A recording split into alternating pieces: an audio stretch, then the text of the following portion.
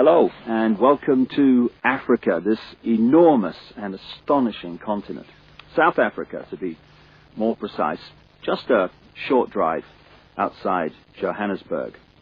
And I'm here to talk to a remarkable man, Credo Mutwa. When I first came to South Africa about 18 months ago, within 2 or 3 days, I was introduced to Credo Mutwa. I'd never heard of him at the time, but from the moment I met him, I didn't stop listening and he didn't stop talking for at least 5 hours.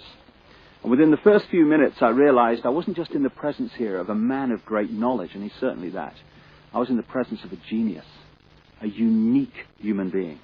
And Credo Mutwa is without doubt the most incredible man it has been my honor to meet. Credo is what some people around the world call a shaman, and some deeply, deeply ignorant people call a witch doctor. And to give him his official title, he's a Sanusi in the Zulu nation.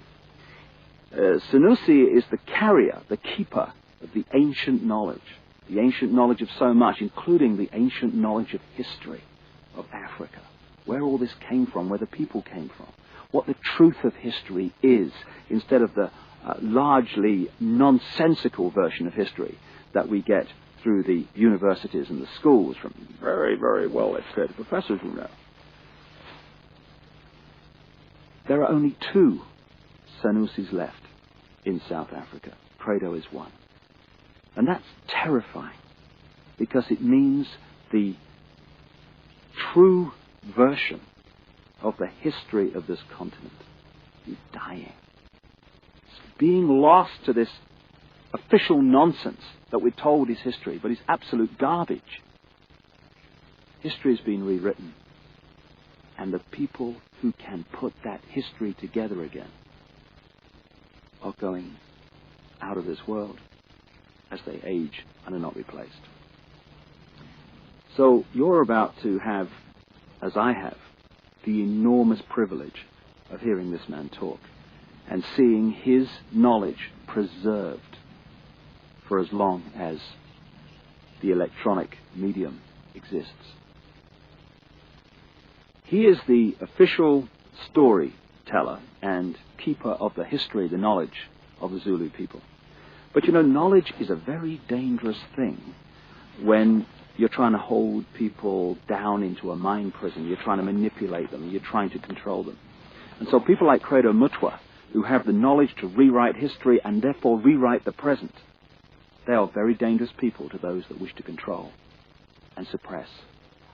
This man has had endless threats to his life, endless attempts on his life, right up to the last few days. And he has upset the hierarchy of his own people as much as he's upset those others in other cultures and other races that wish also to suppress the truth for reasons of preserving their own religious domination or keeping people in ignorance. And so I've come here to talk to Credo at length about many things. And this is a series of unique videos with a unique man. And what we're going to start out with is to concentrate on a bizarre story. An off-the-wall story, you would think, but one which he is confirming at every turn from his own background, his own unique knowledge of this continent.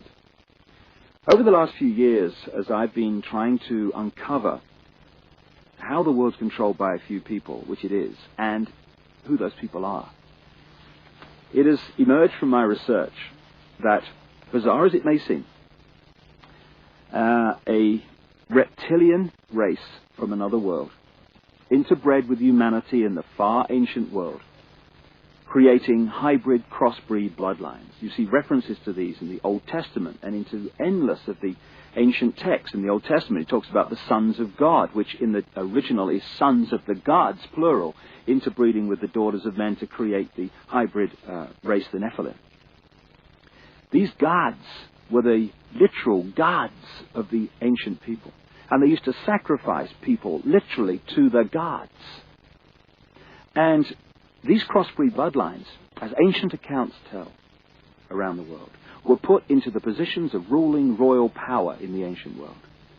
And then, as is happening today, when you do the genealogy of the ruling families and the ruling positions of power in the world, be they the 42 presidents of the United States up to Bill Clinton, be they the British royal family, be the aristocracy of Europe, any of these key ruling elites, the top of the banking system, the top of the global business system, you hit the family lines which go back to these same ruling lines of the ancient world, royal lines, that the ancient accounts say were the crossbreeds between humanity and these reptilian gods.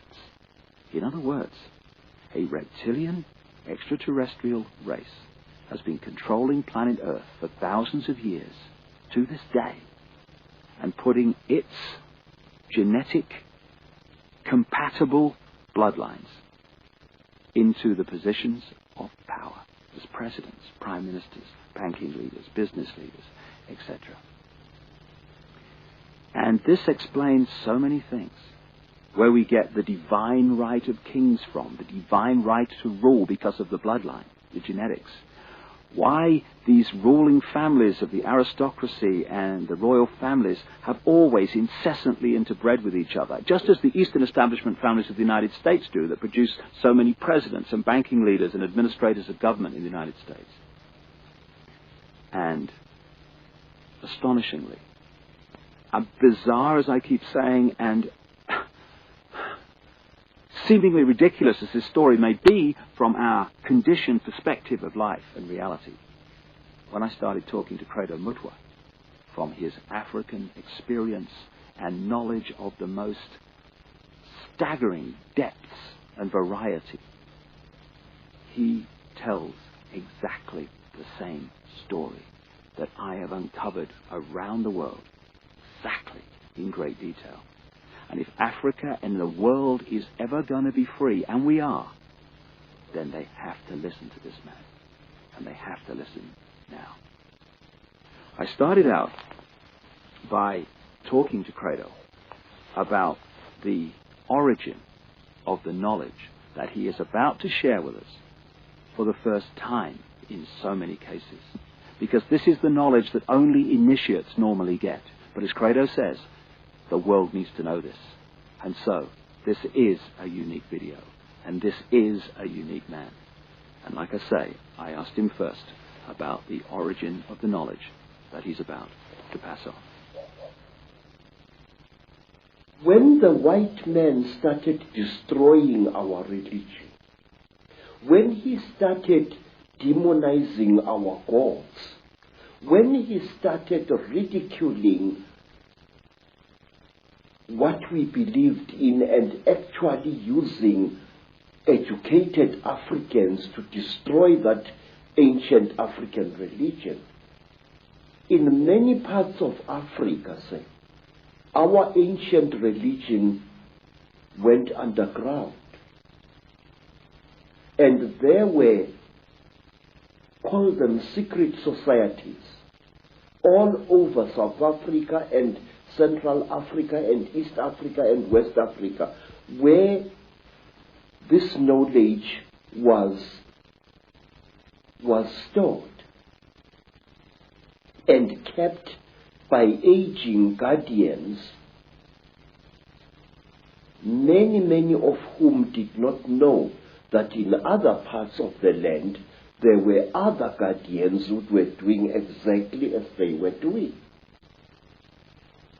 Now, when I first became a Sangoma, I was already, say, a person of education. I had entered school as a child of 14 years. And when I became a Sangoma, I was a youth of 16 years. And what my aunt and my grandfather, as well as my maternal grandmother, taught me shook me to the core of my soul. I found that the mission schools had been teaching me lies about my people all along. Missionaries had told us as children that the only light came to Africa with white people, that before the white men came, we black people had no idea about God. We had no belief in a life after death, and that our people were just a race of savages who used to lie around in the sun, womanize, fight, and drink beer every day. I was suddenly awakened to the fact that Africans had in fact been far greater intellectually than the missionaries were willing to give them credit for. That like the white man, we had astrology, astronomy, we had surgery. In fact, I found that Zulu surgeons in the early years of the 19th century and the 18th century and even beyond could perform operations which white surgeons were not capable of operating. And the more I learned about my people, the more I wanted to learn. And when my initiation under my aunt Mina and my grandfather Zigo had ended, I wanted to know more and more and more. And sometimes I had to pay a ghastly price in order to gain this knowledge. In one place, here in the northwestern Transvaal, my teachers found that I was really uncircumcised. And they told me bluntly that if I wanted to be a member of this secret society, I had to undergo circumcision. And I did, and it was screamingly painful, I assure you, because it was done with a clasp knife, which somebody must have blunted a little bit, just to make sure that I got the message. I had the same done, but I was asleep at the time, so we have that in common. And say, in some places in Southern Africa, if you wanted to learn the secrets of a certain secret society, you had to do dreadful things which I cannot repeat here. And at one time, in Barotse land, in the west of what is today Zambia,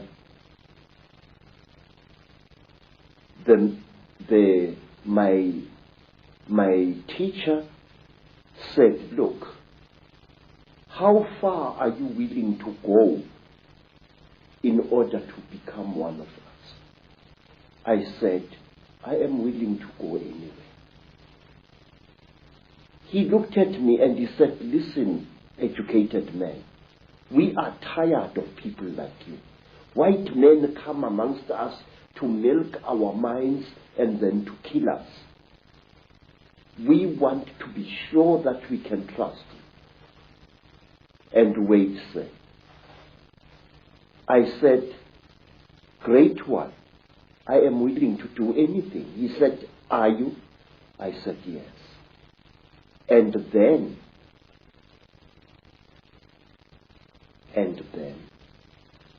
they went into a graveyard, and from there they removed the hand of a corpse, dead 2 days, and they brought it and they challenged me to cook it I did so. And these were the peoples who first told me about a race of highly intelligent beings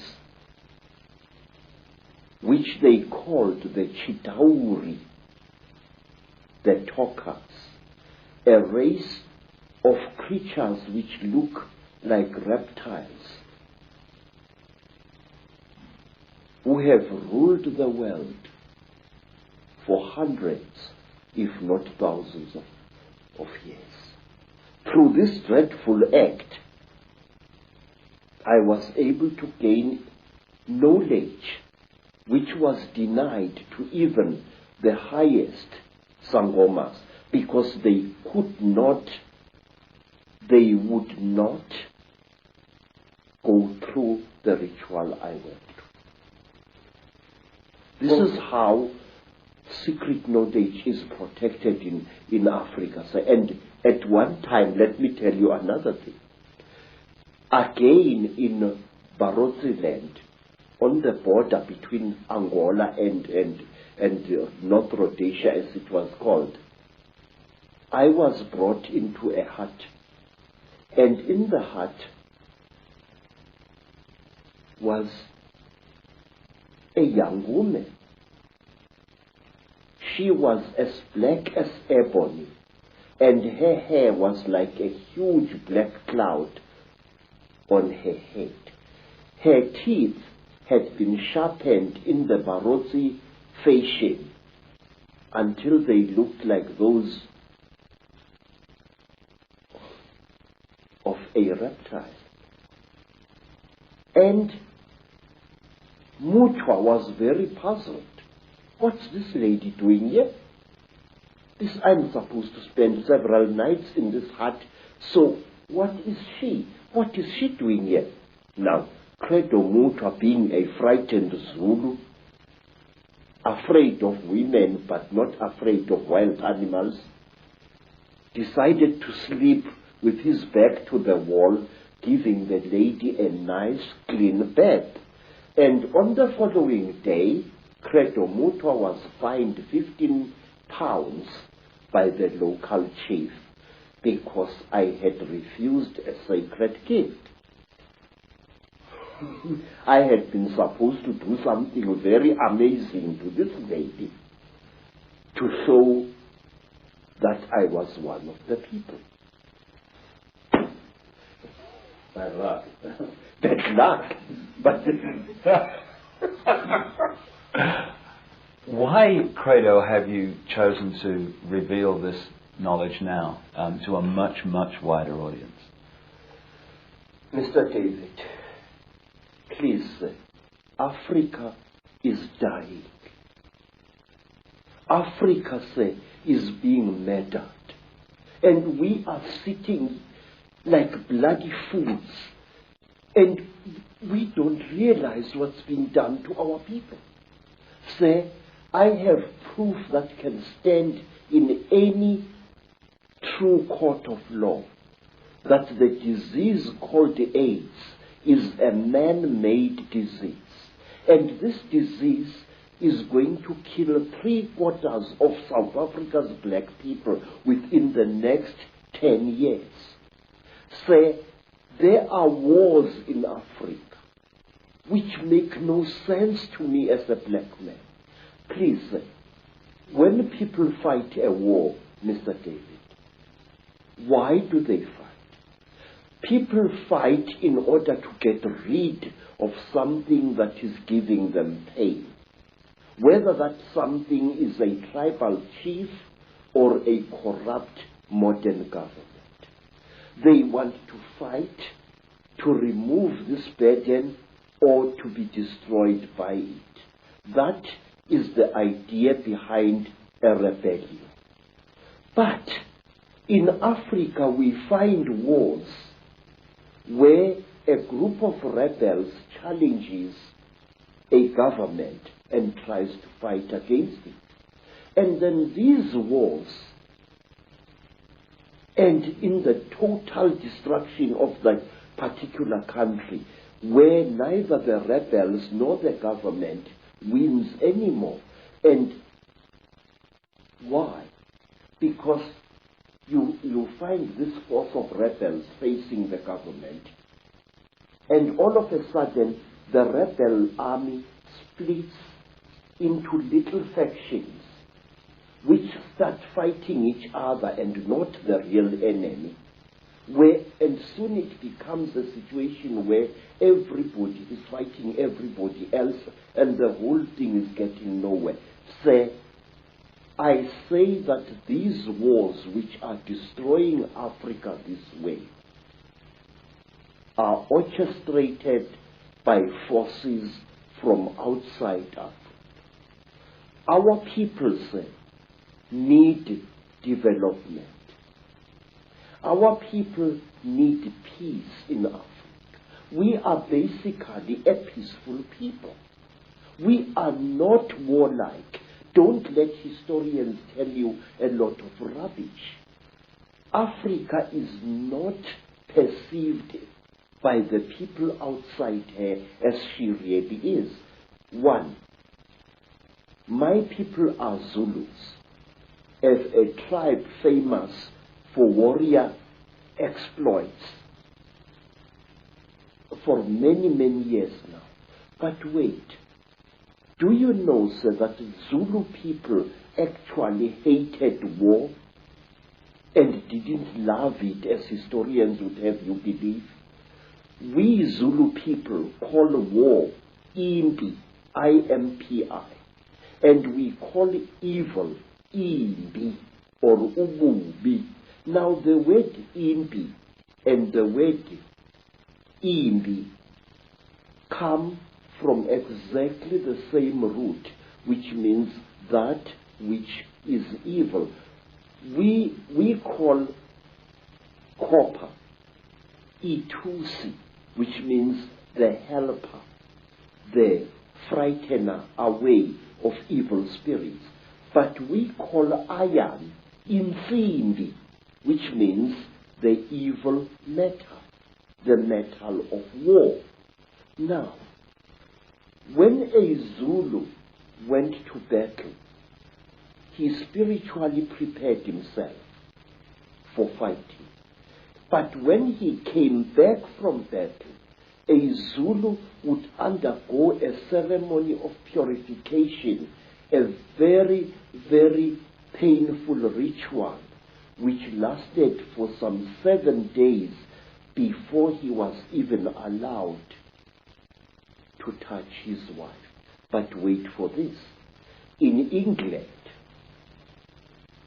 we have got the Lady Sarah Churchill, Duchess of Marlborough, writing in her diary that her husband, Sir John Churchill, the Duke of Marlborough, after the terrible battle of Blenheim, had made love to her 3 times while still wearing his top boots.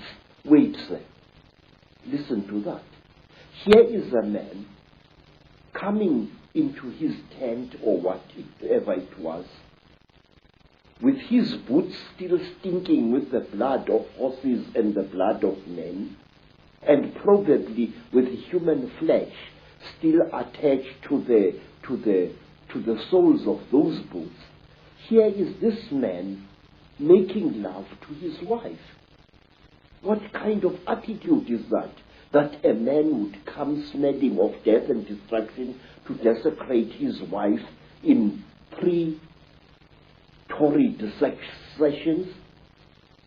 We never did that in Africa. We hated war.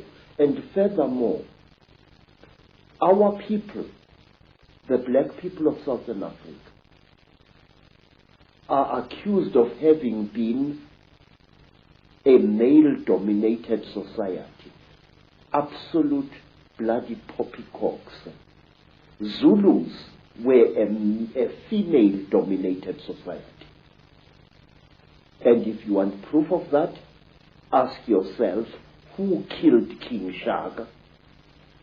who planned Shaka's murder, two women, twins, Mama and Mkabai, Shaka's aunts, who was the greatest advisor of King Shaka. His mother, Nandi, she used to plan every one of Shaka's military campaigns right down to the last detail. So, everywhere in South Africa, our word for great also means female, but that is something we shall discuss at another time. So, Africa is being murdered, and a race of people which once founded some of the world's greatest civilizations is being cruelly exterminated, and our politicians appear to be hypnotized as like a little antelope hypnotized by a python. Don't our leaders know what is going on in Africa? I'm going to talk, sir. I'm going to talk, and I'm going to reveal and damn the consequences. I am not a brave man, but it's high time somebody stood up and exposed the conspiracy around Africa and her people. So let's start looking then at the force that is the common theme through all this history to the present day that's been manipulating these highly malevolent, highly destructive situations. My own research around the world has certainly focused in on the fact that there is a force not of this world, shall we say, that is the common theme. What is your experience and your knowledge of an extraterrestrial involvement in the history of Africa?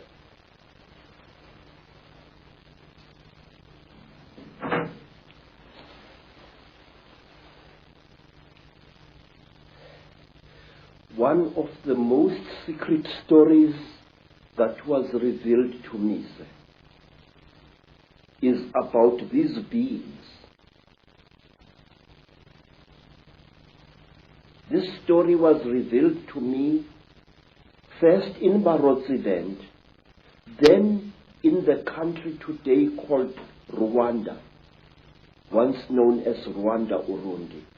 Then I learned about this story at that time on the foothills of Mount Kilimanjaro. This is the story, a story you find throughout Africa.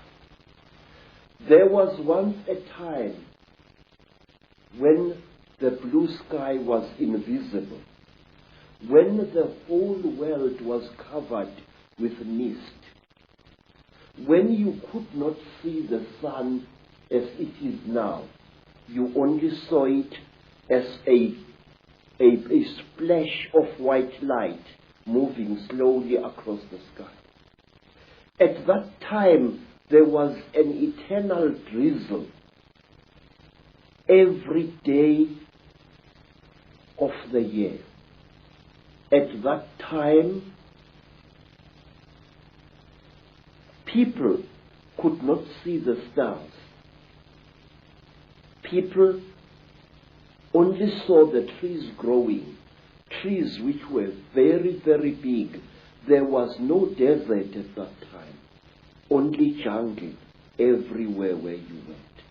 At that time, sir, people were what we call in Zulu, Ngubili. A human being was both male and female in one body. And out of the sky, one day, came terrible objects. They were like gigantic bows made of huge gleaming gold. They were shaped like bows without strings, and they were bigger than the biggest mountains. They came out of the sky bringing great noise, black smoke, and fire with them. And out of those huge objects came them. At that time, sir, human beings could not speak. We had no gift of language at that time. And people had, however, great mental power. A man would go into the bush and, using the power of his mind, actually call out an animal which he wanted to hunt and kill for his children. And the animal would appear and kneel down before the man, and the man would kill the animal and take it home. But when the Chitauri arrived in Africa, they told our people that they were gods and that they were going to give us human beings great gifts on one condition. We had to worship them and accept them as our creators. Some told our people that they were our elder brothers and that this earth had produced them generations ago. And they said they had come back to the green womb of their mother and that they were going to make us into gods. What they did, they created a very strange pair of caves in the land. They dug 2 caves. In one cave was a green light, in another cave was a red light. And they drove human beings into these caves. And each human being had to choose which cave the human being wanted to go into. And those who went into the green cave came out as women. And those who went into the red cave came out as men.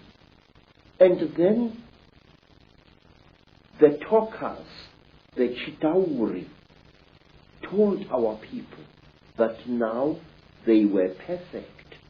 But the moment the first men saw the first women, a terrible row erupted.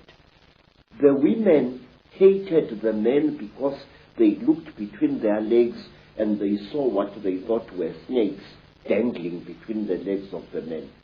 And the men hated the women because they looked on their chests and they saw these big things. What they were, they did not know. And then the Chitauri laughed. It was to them a very, very big joke. And then the Chitauri said, if you serve us, you wretched little human beings, we are going to make you into gods. And the human beings agreed to serve the Chitauri. And the Chitauri gave human beings a second gift, the gift of language. People started talking with their tongues where they had talked with their minds before. And there was a big rubbish starting again, because this man did not know the language of that man. And when this man greeted that man, this man thought that he was being insulted, and so a lot of murder and culpable homicide started taking place all over the world. When our people were given language, they found to their horror that they had lost much of their mental powers. They had paid a terrible price. But the Chitauri were now the masters of human beings. They made them, the human beings, to go into holes in the ground and to mine metal, gold, copper, tin, all kinds of metal. The Chitauri forced our people to mine. And the people were very unhappy because they couldn't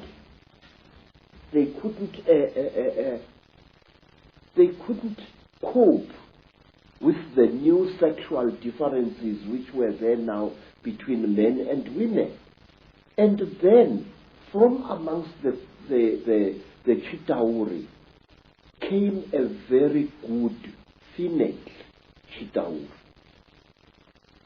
Her name was Mai Nzarantwari Samahongo. Mai Nzarantwari Samahongo was the senior wife of the terrible chief of the Chitauri, Umbaba Gorontwari Samahongo. She was sorry for human beings, this great reptile lady. She said to the poor people, "Ow, you are unhappy." And the people said, "Yes, great one. We go into the holes every day, we dig the stones and we bring it to the gods, but we are not happy." And Mai Nzarantwari scratched her scaly chin and began to think and to think. She was terribly ugly. Her eyes were awful, like lights in the darkness. But she had mercy in her heart, and she taught the men and the women how to make love. And she said, "Look, we divided you into males and females. Now this action is going to bring you together." But it did not, because anyone who receives a gift from the Ntwari, the children of the python, is always in trouble. What happened was that when one guy slept with his wife, he didn't find her much, so he went to steal another guy's wife, and there was a big remorse, as we say in Afrikaans, starting. So men started stealing each other's wives and each other's girlfriends, and women started stealing each other's husbands, and there was a big nonsense in the land. And King Umbaba, the terrible lord of the Ntwari, the reptile people, said, "Look what you've done, you stupid old woman. Now these people, they are making such a noise. Listen to all that screaming in the bush. They are busy making love there, and our gold is not being dug, and you are responsible for this." Nzarantwari thought and thought and thought and thought, and then she got a plan, and she said, "I will make them stop. When they make love to each other, the female is going to get pregnant. And when she is pregnant, the male is going to leave her alone, and that noise in the bush will not be so disturbing to you, my lord." And Umbaba said, "You had better. There is no production here." And so all the women in the world was pregnant, and Umbaba was furious with his wife. And so it went on and on, until one day Nzarantwari activated a black hero called Mweru. And Mweru challenged the great chief of the serpent people to a fight, and he cut off the royal penis of the king of the snake people, and that caused a big war. Mweru ran away, but Umbaba, the terrible chief of the people, caught him and arrested him and brought him to his village. And there, the great chief Gorontwari Umbaba said, "Look, you cut off my thing, and I have replaced it with one made of gold, and I can't make love to my wife anymore. You think too much, you wretched little human being." Now Umbaba had a terrible nail in one of his hands, a claw, and with this claw he drove the claw into poor Mweru's nostril, making a terrible hole into his brain, and he started drinking Mweru's brain, and then he threw away the corpse. To this day, we believe that the people, the Chitauri people, they eat human brains. And strangely enough, scientists have found skulls where the human brain has been removed and eaten by someone or something. Well, hearing you speak here, so many things come to mind. First of all, you're saying that telepathy was the key form of communication for the Chitahuda, the reptilians came. Yes, sir. And I guess it's like a muscle. When you use it, it gets more sensitive and more powerful. So the more you use your telepathy, the more powerful your mind got. And then when language came, it almost brought us into this three-dimensional world and disconnected us from that mind power that we had before. Yes, sir. And it's also interesting that the story that you talk about, the language being given, and then the different languages being given. Of course, that turns up in the Old Testament, in the Bible. It turns up in stories all over the world about the fact that we were divided by language, so we couldn't communicate. And as someone who publishes books, I know today how difficult it is to communicate through books when you've got endless different languages. So it's been a brilliant form of control for a long time. Yes, sir. Even now here in South Africa, today, sir, black people prefer to speak to each other in English if they belong to different tribes. And they have even, over the many decades, black youths have even created a lingua franca of their own, which we call Tsotsi language, which is a mixture of African words and Afrikaans words. They do this in order to bridge the incredible language gap which exists between black people in South Africa. Let me show you an amusing thing, how different languages are.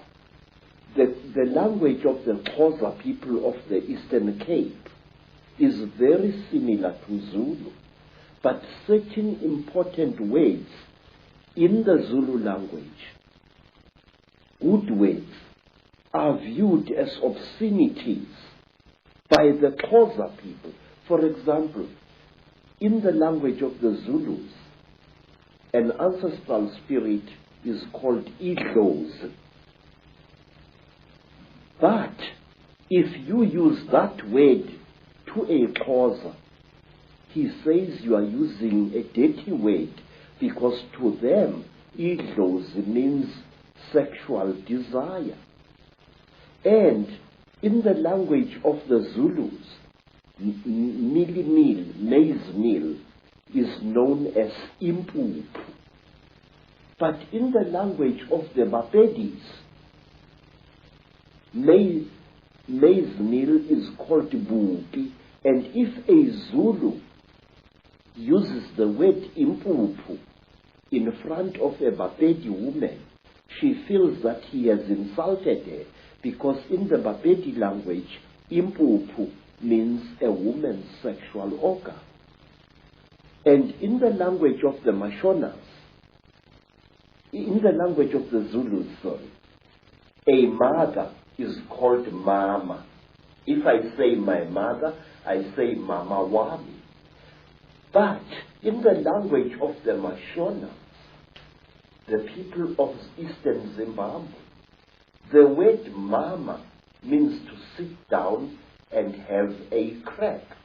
So one day when I said to my Mashona host, Ngikhumbule umama, which in Zulu is, I remember my mother, I'm missing my mother, the Mashona gentleman immediately took me and directed me to his pit latrine at the back of his house.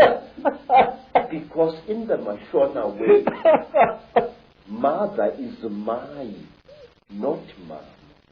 So you see this terrible difficulty, this subtle problem of language is a very big obstacle to communication in Africa. So we designed languages. There's another language called Fanagalo. which is a lingua franca consisting of African words as well as nonsense words and Zulu words, which was used a lot in the mines in the 1930s, 40s, and 50s. So, to bridge this great language gap, we have created artificial languages in Africa, but today English is the preferred language of communication. Some say we should learn French, also another language of communication in Africa. Some of the problems of language can be funny, but it is the same situation, the divide and rule, that is actually, in other expressions, created this tremendous turmoil in Africa and other places in the world. And we're looking, from my research, and staggeringly hearing you talk, you're saying exactly the same as I've come across. It's incredible confirmation that a reptilian race from another world has been behind the manipulation of humanity for a very, very long time. Now, what do these Chitahuli actually look like, the reptiles?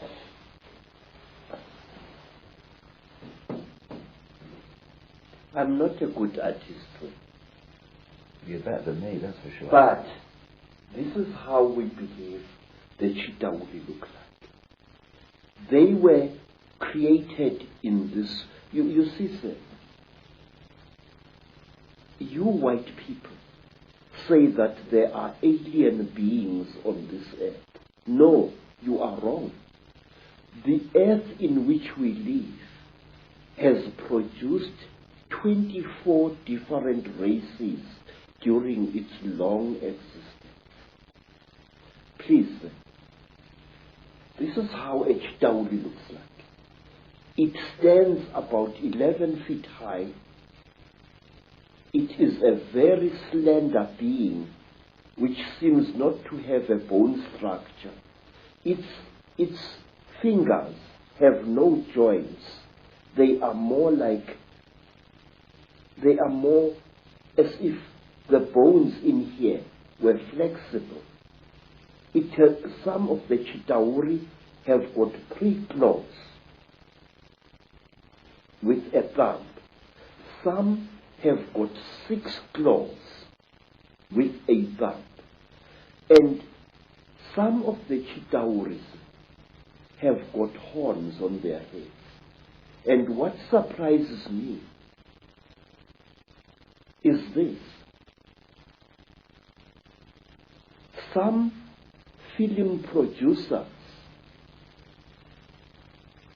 like the producers who make the film Star Wars, often show creatures in their films which actually exist, which even the most uneducated of Africans who knows this Chitahuli can identify. For example, in the new Star Wars film, what is it called?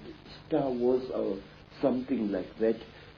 There is a creature who amazes me called Darth Maul. Darth Maul is a red and black being with a ring of small horns right round his head. That is exactly what the Chitahuli look like. Some have got ordinary heads without any horns on their heads. These are the lesser Chitahuli. But the royal Chitahuli have got a ring of sharp horns all around their heads. And the very high Chitahuli, like their king, Mubaba Samahongo, they have got very long horns which grow this way.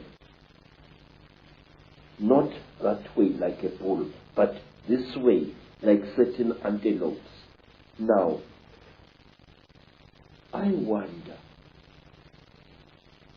just wonder, where these film producers get their information from. And in one strange film, which my student called me to come and watch, the thing called Stargate 2. Mm-hmm.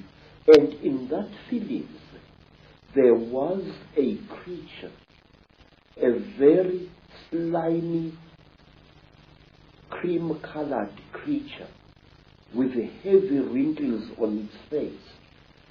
It was a spitting likeness of Mubaba Samahongo, the terrible emperor of the Chitauri.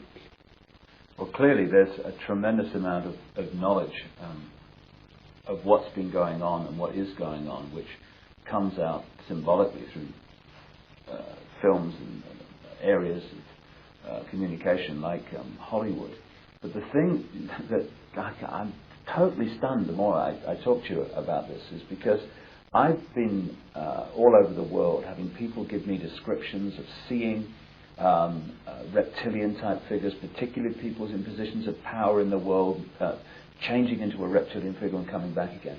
And what they describe seeing is exactly what the knowledge of ancient Africa talks about seeing. We're talking about the same people there, which is an astonishing confirmation. And the eyes is something that keeps coming up being described. Tell me about the eyes of the Chitahuli. Say, a warrior Chitauri has got eyes like a snake. These eyes are yellowish with split pupils and they glow in darkness. So if a Chitauri, a warrior Chitauri, one of the lesser classes, is hiding in a cave, you can see its eyes burning. But a royal Chitauri has got 3 eyes. It's got the yellow eyes, which glow in a strange, almost ice-like way, like jewels, like certain types of yellow jewels. And then they have got an eye in the center of their foreheads, an eye which doesn't close up down like a normal eye does, but which closes from side to side and which opens this way. Now this eye of the Chitauri is the eye that kills, because it can knock a man down just by the fire, the glare that comes out of it. Is this where the a constant recurring theme of the evil eye comes from? Yes, sir. Yes, sir.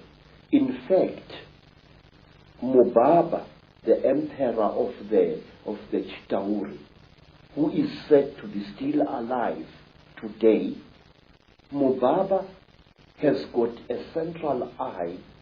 His other 2 eyes were stitched shut by a jealous wife. But his killing eye, the Samahongo, the terrible red eye, opens. He can even open it like this.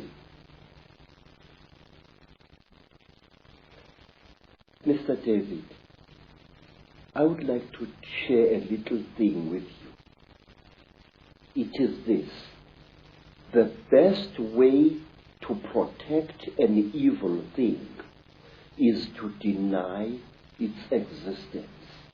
And if you talk about things such as the Chitauri, if you talk about things such as the Mandinda, there are many people who say to you, rubbish, this thing does not exist.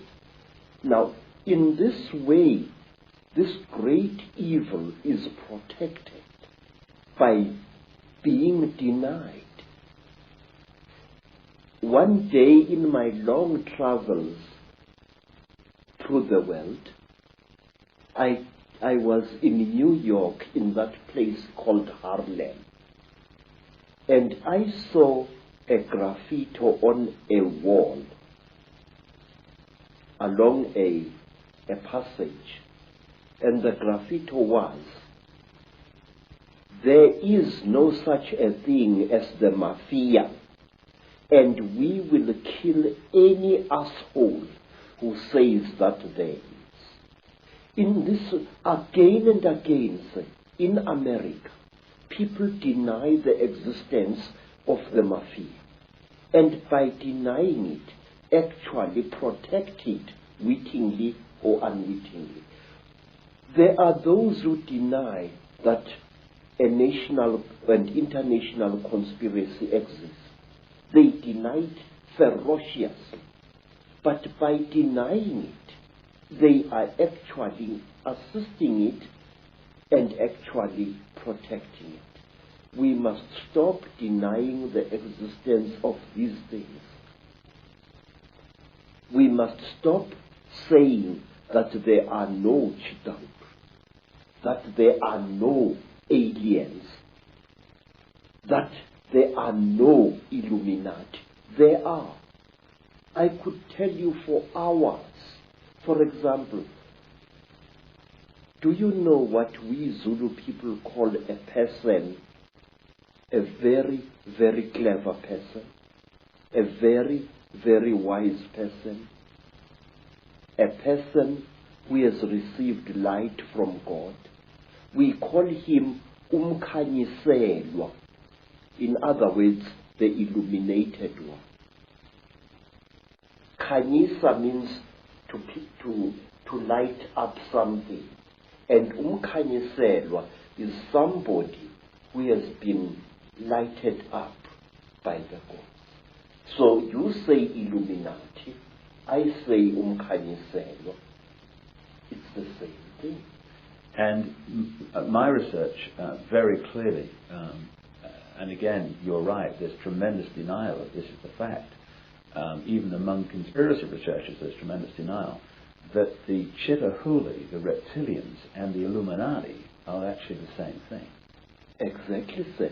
Because amongst my people, we say that when two Chitauri are challenging each other for power, and they must fight a duel with their terrible eyes, they start glowing like fishes deep in the sea. And the faster they glow, the angrier they are said to be. Now that is why there are certain parts of Africa where people are advised not to walk at night, because that is where the Chitauri often fight. And one of these parts of Africa, sir, is a remarkable place called the Mountains of the Round Rocks, Matopo, wrongly pronounced Matopo, in Zimbabwe. These hills are really not remarkable in themselves. These hills are said to be the one place in Africa where the Chitauri have been seen. And these hills is where Cecil John Rhodes lies buried, but there is more. You must visit this place at one time. Amongst the rocks on the Matopo Mountains, you find a species of lizard which you don't find anywhere in Africa or the world. A species of lizard which responds to the call of a human being. When I first arrived in 1958 in the land called Rhodesia, now known as Zimbabwe, I found an African there who was a tourist attraction. He was a game warden who made strange sounds calling out. And as he called out, these strange lizards, the only type of lizard anywhere on earth which responds to the human voice, used to come out of cracks and out of holes in the ground and to gather around this African. And it was this African game warden who told me that the sounds he is making are not just noise. They are the speech of the Chitauri star gods. Isn't it a staggering coincidence that Cecil Rhodes, one of the greatest Illuminati frontmen, perhaps certainly of modern times, who did so much to imprison Africa, should choose to be buried at the point where this is all going on? You see, sir, Cecil John Rhodes went his way into the hearts of Africans, and in their despair, wise men of the Mashona people, wise men of Matebele people, tried to make Cecil John Rhodes one of them.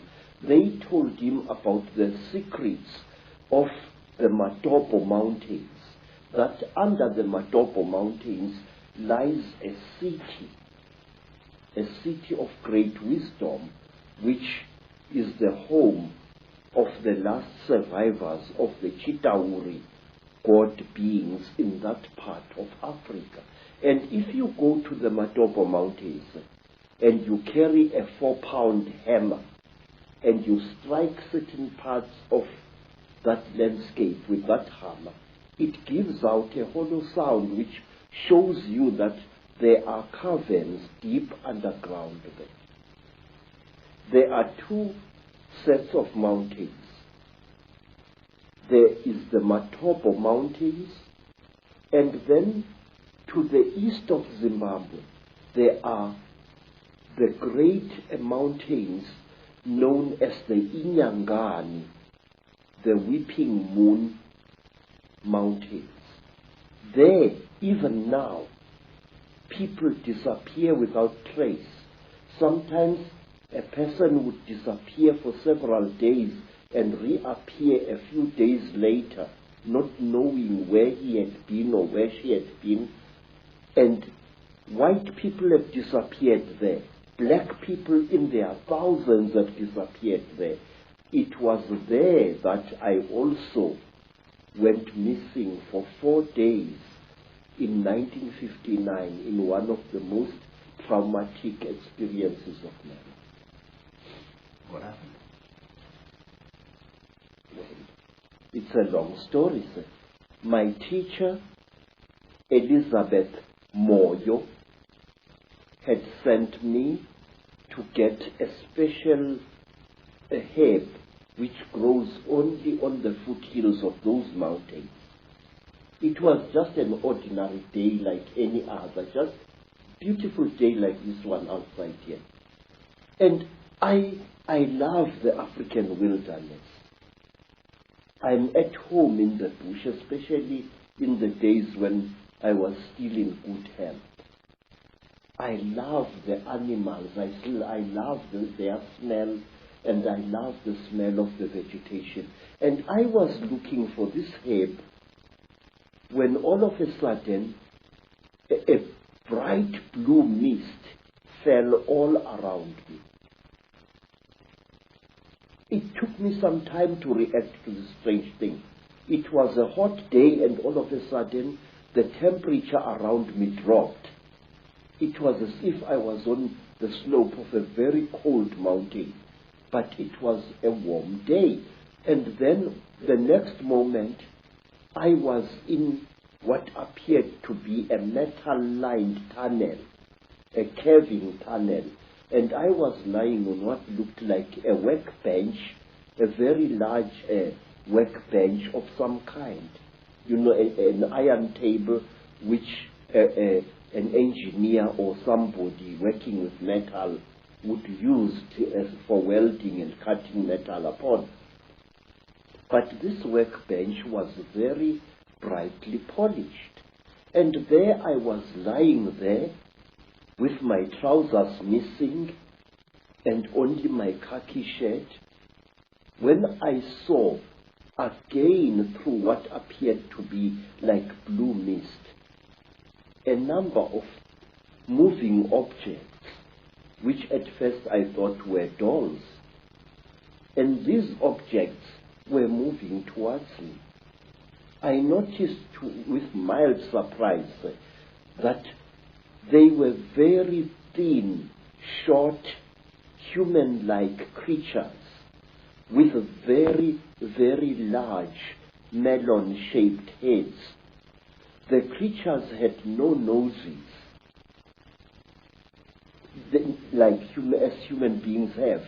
They had only small little holes on either side of where the nose would be, and their mouths were like knife cuts at the bottom of their faces.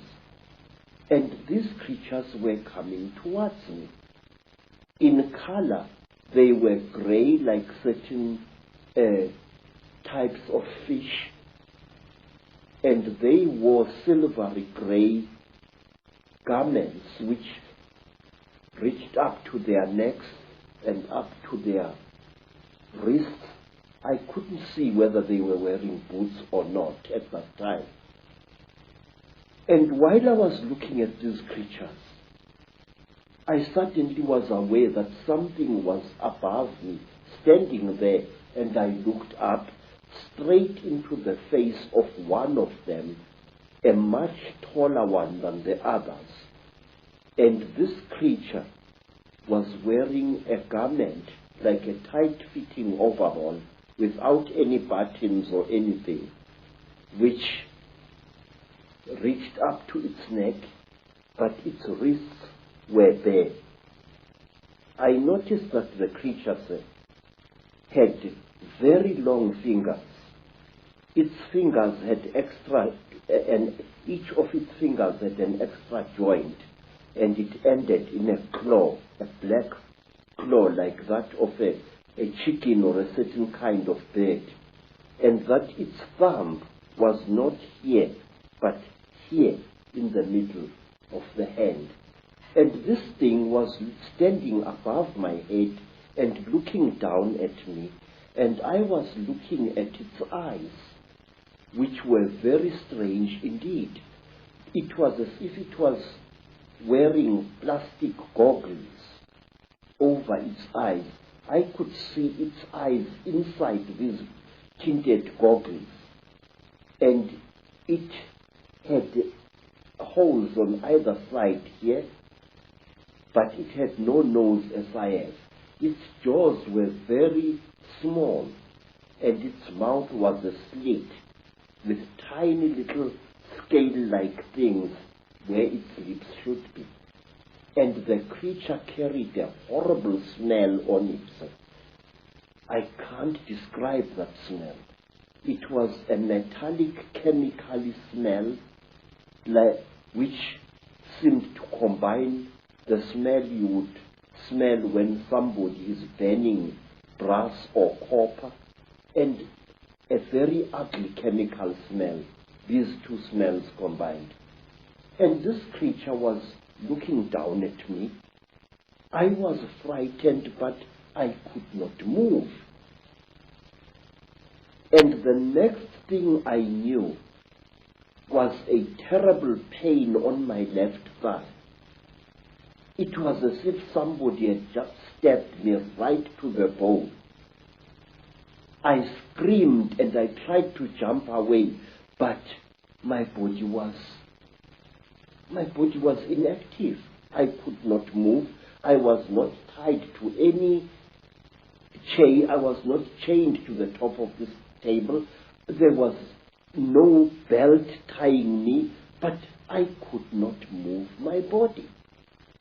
And when I looked down at what was happening, I found that one of the shorter creatures had driven something very painful into my left thigh.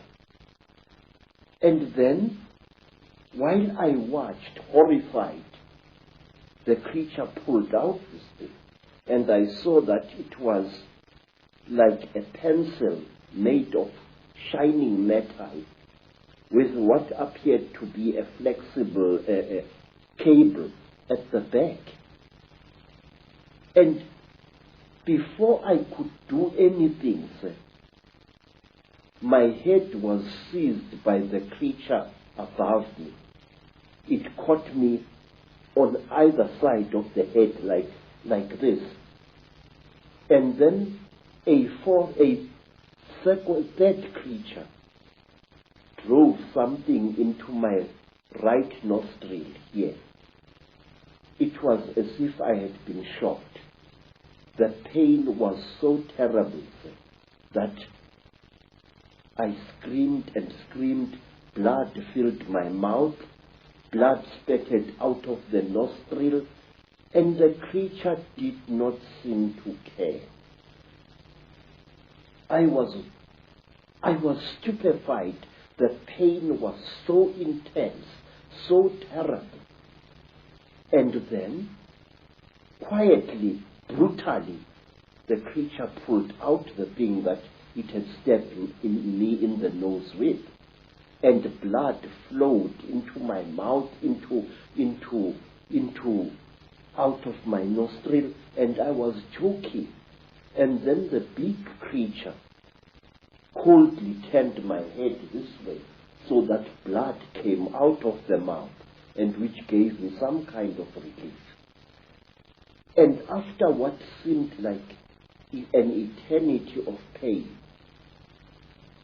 the creature brought something out of somewhere, which looked like an old-fashioned tea strainer in appearance, and it put this thing close to my nose.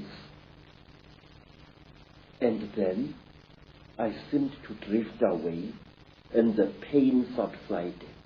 You know, sir, it was torture so intense that even now I can't describe it. And then something else happened. A fourth creature started rummaging between my legs, and it pulled out my organ of manhood and stuck something into that. It was very strange, but I wasn't feeling any pain now. But I could feel the flexible cable moving inside me, right into my body. And then, I can't describe it. It was as if my seed was being sucked out by this small, bright, flexible cable. And then the creature just pulled it out. I screamed and I cried and I screamed, but I could not move. And then something happened which to this day still amazes me. After the creature had pulled out the flexible cable from my organ, the creature just stood there looking at my organ. And I was so terrified that I urinated, and accidentally urinated against the chest of the creature. It jumped away as if I had shot it, and it stumbled backwards. But its face didn't show any expression. Its mouth didn't even open, but the way the creature reacted, trembling all over, it was as if I had really hurt it, but it was wearing this kind of garment. And after that, I was left alone, except for the big creature, which stood to my right side this time, with its arms folded, looking down at me. And then, while I was looking at this creature, trying to appeal to it, no pain anymore, no pain, please, I was pleading. Pictures suddenly flooded my mind.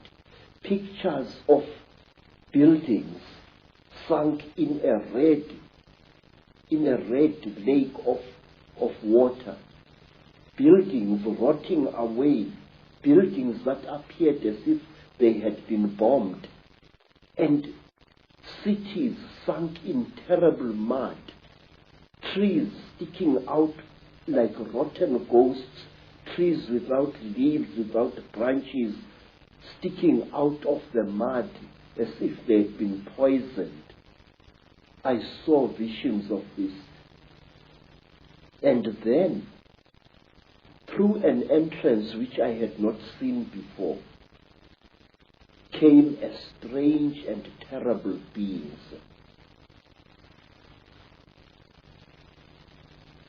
It was exactly like this. It was tall, made entirely of metal, with burning eyes and a snout. It didn't do anything. It just moved and came to stand at my left side.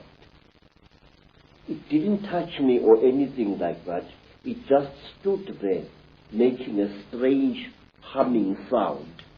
Wow, wow, wow, wow, wow, wow, like that. And then, from behind this metal creature, there appeared another creature.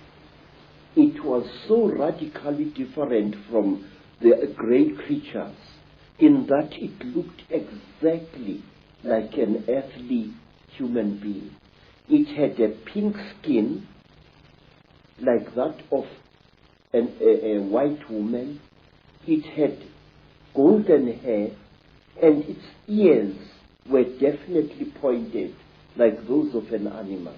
Its eyes were slightly slanting. They were pale, pale blue, and never once did they blink. It was like this, nude, and there was a tail-like appendage at its back, which was very visible as it walked away after it had done to me what it did.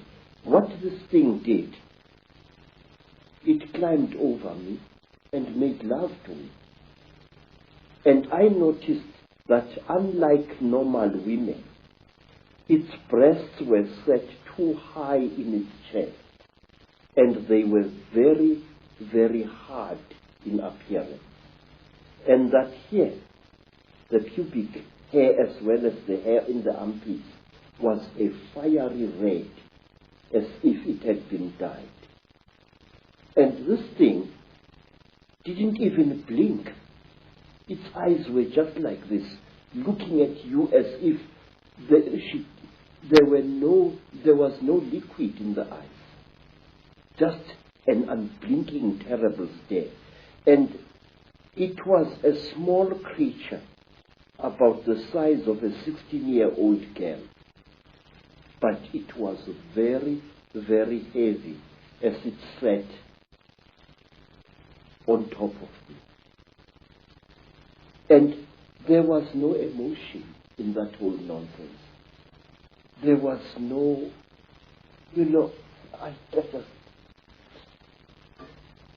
and then the creatures took me out of that room after the metal creature and this pink creature had gone. This creature took me out of that room, assisted by another one. And they pushed me along a corridor which curved slowly in that direction, towards my right. And there I was shown many things which even today I don't understand. I was shown little versions of this creature swimming in huge cylinders made out of what looked like glass, in a pinkish liquid, like ugly little frogs inside the liquid. They looked like aborted human fetuses. They were very, very terrible and disgusting. And then we came to another room, and there I saw a number of people undergoing the same torture that I had undergone.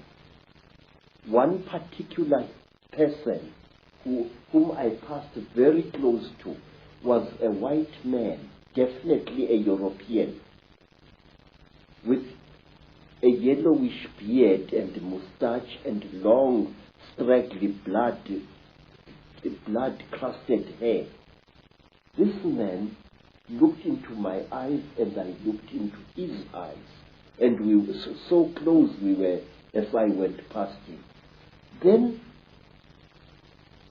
to cut a long story short, I found myself in the bush again. But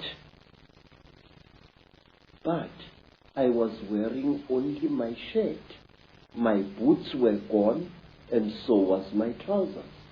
So I took off my shirt and wore it around my waist as a loincloth. And I started traveling, not knowing really in which direction I was going. Then I came to a track and I walked along that. And some time later I saw people coming towards me.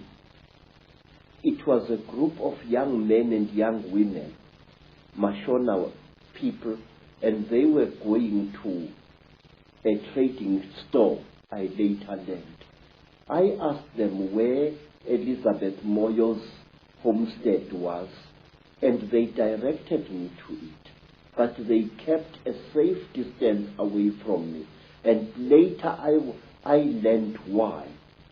I was carrying a horrible, non-human smell upon me. When at long last I came to Mrs. Moyo's village, all the dogs in that place went hysterical. They came at me in a pack, wanting to tear me to pieces. And only the villagers managed to save my life there. Mrs. Moyo asked me where I had been, and I said I did not know.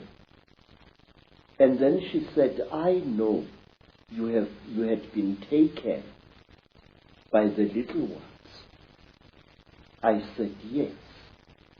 I cannot understand.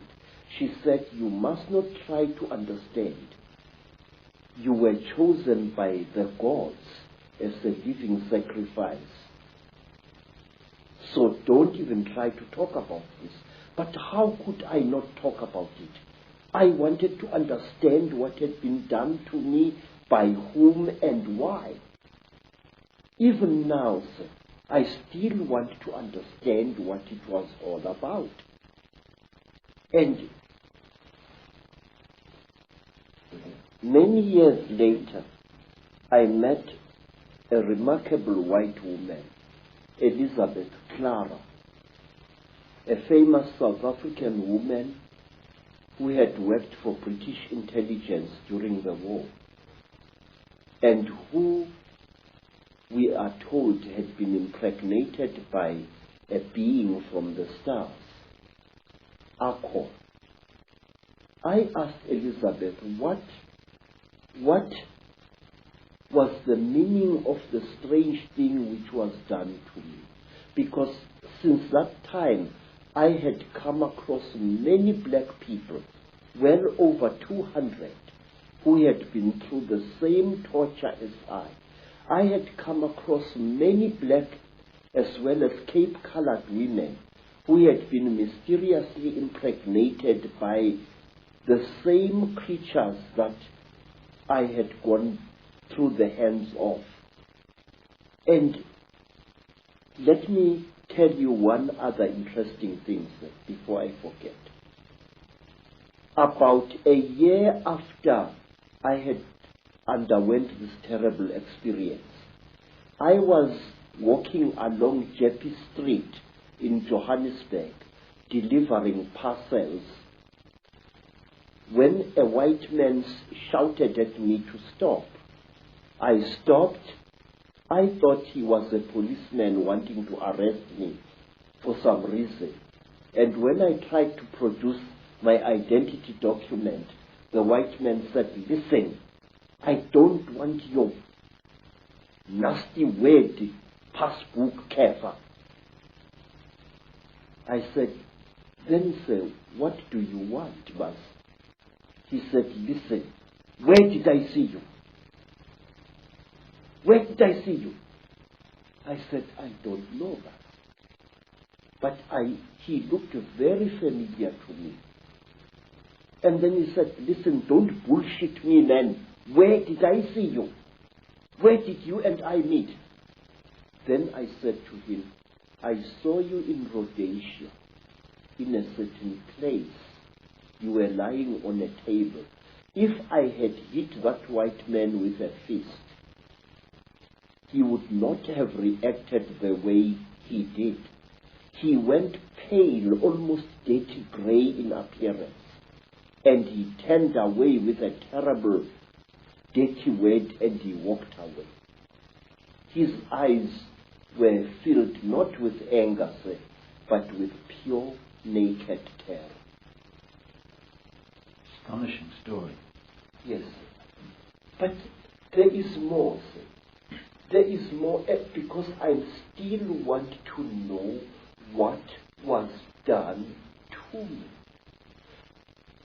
Say, one day you and I must talk more, in greater depth than now. I would like to tell you that since that time, I have found that I know things that a man of my standard of education shouldn't know. These hands, and those who know me can confirm this, these hands not only have made these sculptures using ancient African metal casting secrets. These hands, believe it or not, can make guns and working jet engines. And one day I wish you to come back to South Africa and I will show you one of these things. I know things which I shouldn't know, and it started at that time. Now, you see, sir, I want to know, what am I? Since that terrible time, my life as a man was really messed up. And one day let me tell you, sir, since that time, I have become a very confused creature.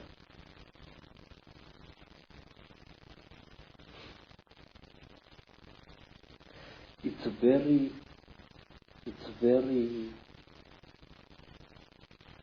embarrassing, really.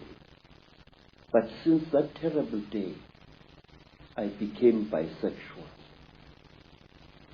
which to me as an African is very, very disgusting. Since that time, my mind doesn't seem to be my own. I think about things that a man like me shouldn't bother himself about. I worry about people.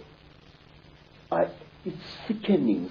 I have ruined my life because of worrying about people.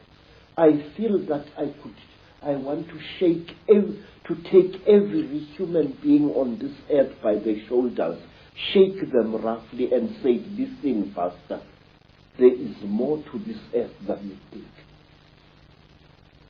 Say, I have seen the cheetah. I have smelt them.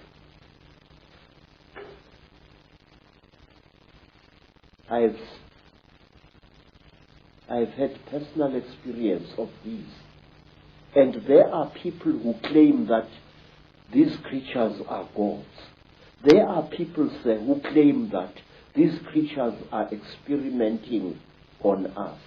That is a lot of rubbish. These creatures are harvesting us. These creatures are not aliens, Mr. Ike. These creatures are sexually compatible with our women. And what does that tell you? it tells you that they came from here. They are part of us. And this makes them all the more dangerous. They know us very, very, very well. They know the great weaknesses of our minds, just as they know the great strengths of our minds.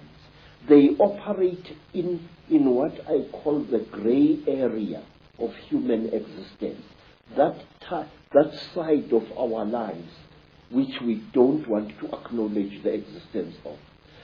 They create, African tradition says that the Chitauri, where they engaged God himself in a terrible war, and God defeated them, the real God, Nkulunkulu, the Creator. God defeated them, and he closed their mouths so that they are unable to talk or to eat food anymore. But we are told, say, that the Chitauri fatten on the energy that we human beings give them. They make us to fight each other. And when the whole land is drowning in death and fear and terror, when hundreds and hundreds of people are angry and afraid, the Chitauri get fat because they eat that what we call the dark power, which is brought about when human beings destroy the planet on which they live. They feed off human emotion. Yes, sir. Very, very intense human emotion. We are told, for example, that if you see a Chitauri walking through the bush or just standing there and looking at you, and you are accompanied by your wife or your girlfriend, you must immediately make love to that girlfriend and release as much emotion as possible, and the Chitauri will be pleased and will walk away from you and not harm you. And another thing, sir, we are told that the Chitauri eat energy which is generated when hundreds of human minds or one human mind starts thinking at certain levels. We are told that the Chitauri want us to think at certain levels. Certain wavelengths. Yes, sir. And they reward us with long life. May I ask you, sir, have you ever thought, as a thinking person, why is it that in the great universities of this world you find professors who think at certain levels and who live unnaturally long lives?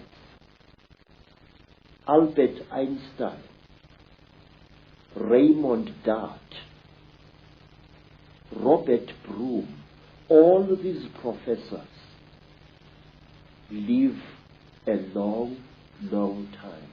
And my Aunt Mina, the last Sanusi in South Africa other than myself, is as active as a young girl, and yet she's close to her 99th year of life. My stepmother, Rose, she has lost nearly all her children, and she is still alive.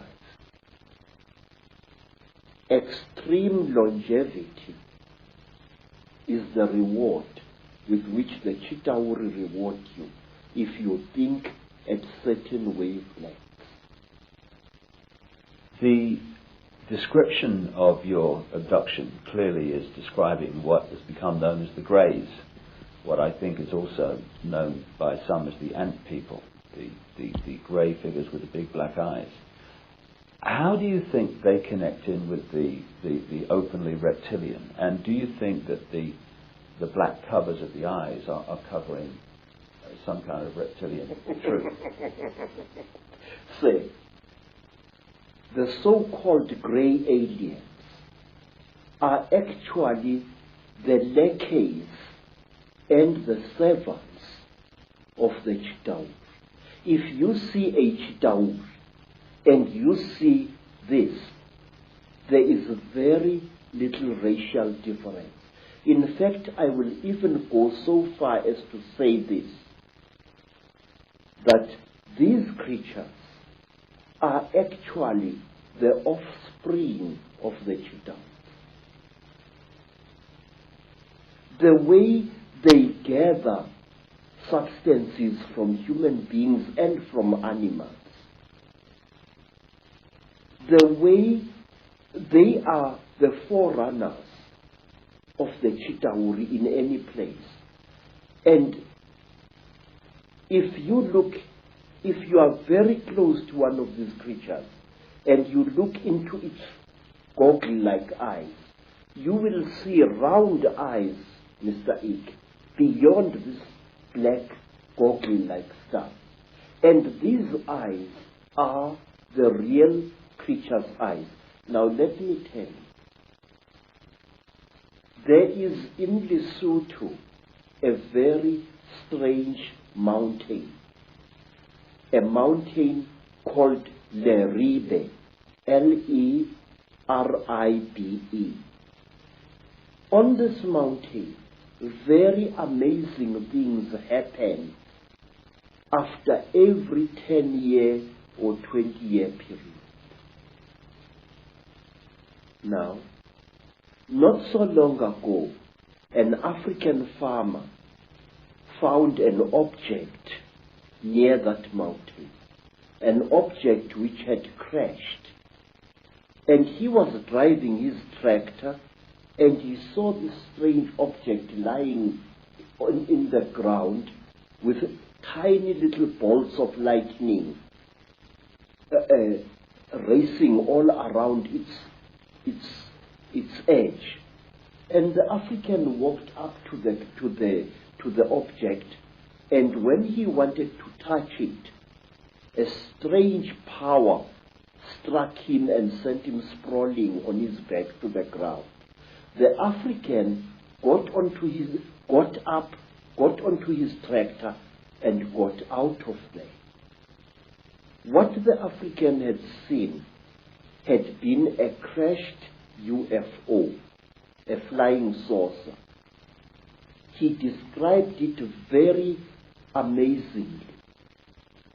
And he said that after a few days, there appeared what he said was a huge removal van, very big, accompanied by soldiers wearing black uniforms, goggles and berets. And these soldiers lifted the object into the van, and the van drove away. But when the people came to the site, they saw that something had fallen there, but they saw no heavy tire tracks of the vehicle that the man had described. Something had crashed there, had been removed, but there were no wheel marks of the heavy vehicle he had described. Now, let me tell you something else.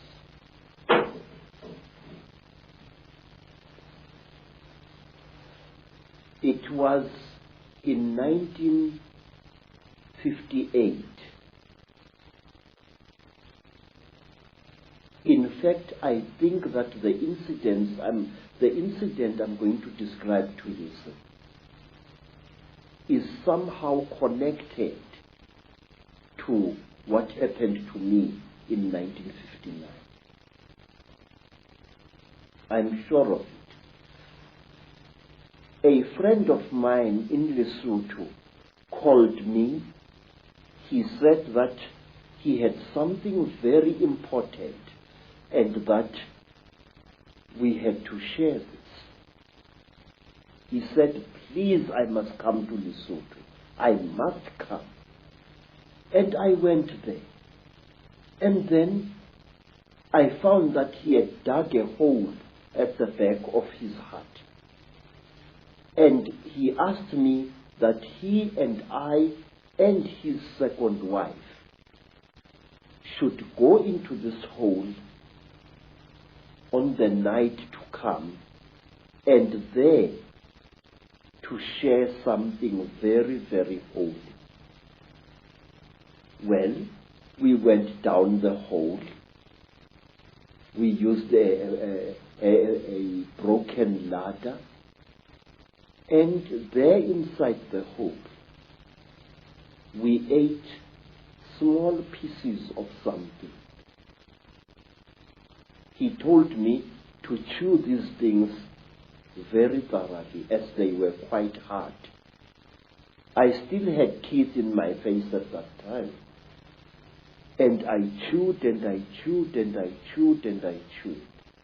But I noticed that what I was chewing was some kind of dry substance, and that it had the same taste that you would feel in your mouth if you sucked a copper penny. It had that coppery taste, like as if you were sucking an old copper coin. And then we left the hole and we went into his house. And on the following day, we all became terribly ill. Very, very ill. Our skins erupted into a rash. It was very, very painful. It was very, very itchy. We bathed with urine trying to take the itching away, but it failed. We bathed with sheep dip, and it failed. And in the end, I could no longer breathe at all. My tongue appeared to swell many times its size. And then I got so sick I could barely open my eyelids. The skin was itching like mad, and I could barely breathe. And as the days went by, it was about a week, but it seemed like 100 years, slowly the rash subsided. And my skin began to peel, as did my friend's skin and the skin of his wife. We were very, very, very sick. And when I could speak, I asked him, what was the thing that you gave me to eat? This is the thing that has made us so sick. Why did you do this, my friend?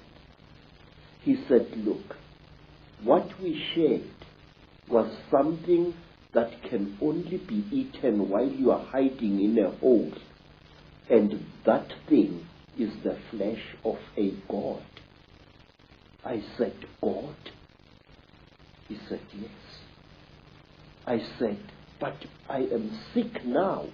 He said, wait, you'll recover. You either die within 2 days or you recover. Now we are going to recover because we are still alive after 2 days.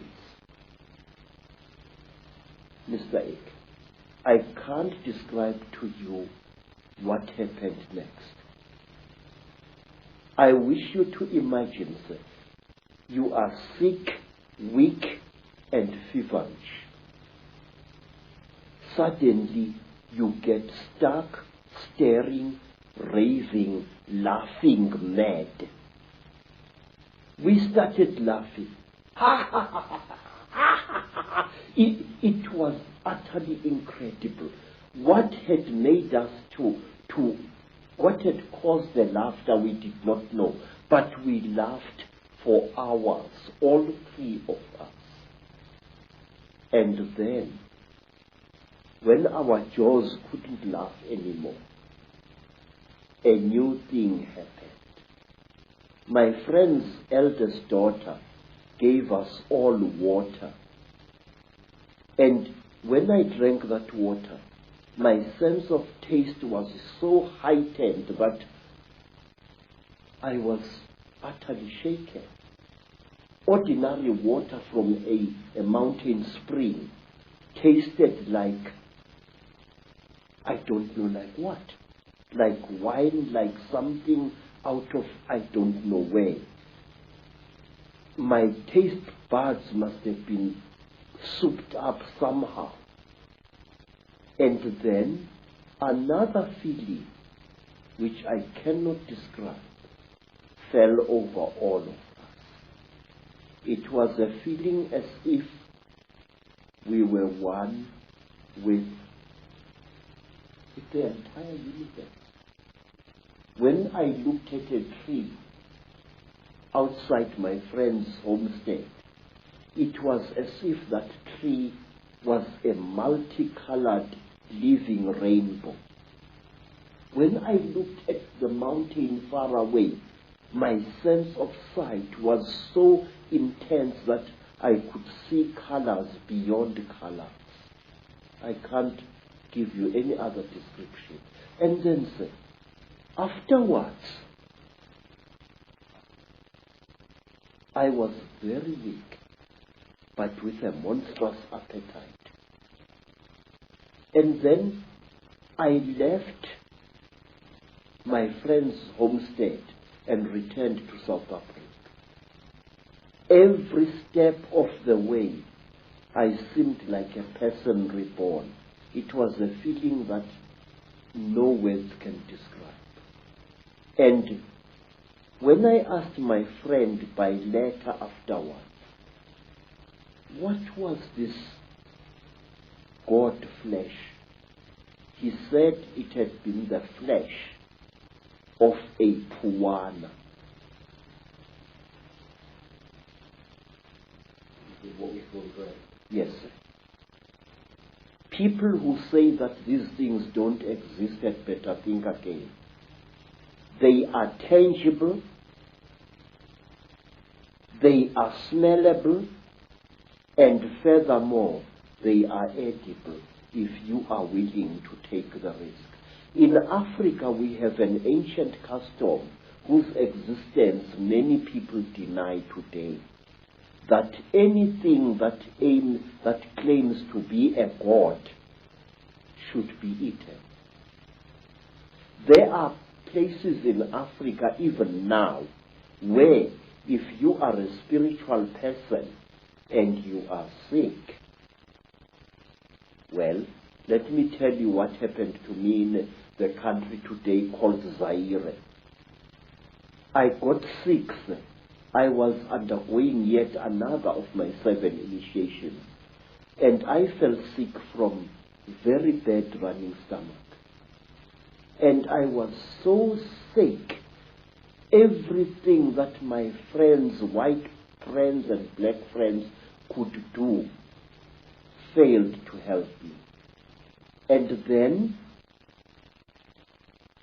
one night, some of my teachers came to me and requested that since I was going to die, would I please allow them the honor of eating me after death? Now, sir, it's a very good thing to be invited to a dinner, but not when you happen to be part of the menu. And I recovered so quickly that I escaped from that area in one of their ramshackle buses, and I never went back. Thank you very much. Fear can be a wonderful medicine sometimes, and it was with me. Do you think, Credo, that those senses that you experience, that really heightened sense of everything, of oneness, of whatever, are the very senses that the Chittahuli have manipulated out of us? I do, sir. I do very much. They were senses like no human being possesses. May I add, no human being possesses anymore.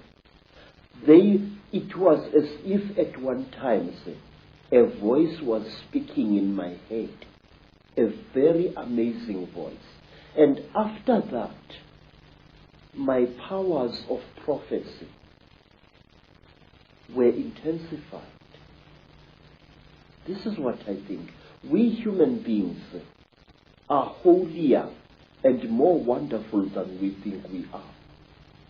And I feel we lost something at some time in the course of our development, or shall I say, in the course of our manipulation. Credo, this is fascinating information, which I'm sure many people in the UFO research community will be very, very interested in. That is that these grey extraterrestrials, or grey figures, whatever they are, don't actually really look like that. They're almost in disguise. Yes, sir, they are. And I will tell you what. Grey aliens have died in various parts of Africa. They have been killed, and they are very, very quick to recover the bodies of their friends, which have fallen out of their crashed spacecraft. But sometimes African sangomas steal these bodies before they can be recovered. And believe me, sir, I have heard and I've seen that butchering a corpse of one of these creatures is extremely hard work. What you think is the skin of the creature is actually a tight-fitting costume that the creature is wearing. Under this grey costume, the creature, say, is pinkish white, like a freshly skinned animal, and its eyes are round with split pupils. These are goggles which the creature is wearing. Now, how do I know that? In order to dismember a creature like this, incidentally we call them mandindane in Zulu, which means the tormentors, the torturers. In order to dismember a creature like this, you need a brand new axe from the trading store, a heavy axe sharpened to a razor's edge in order to cut through the creature's skin. The creature's skin, say, is not adhering to the flesh. You know, my skin is clinging to my flesh, yes? But the creature, there is a gap between the creature's flesh and its supposed skin. This is a material and not a skin. So the creature is actually wearing two garments.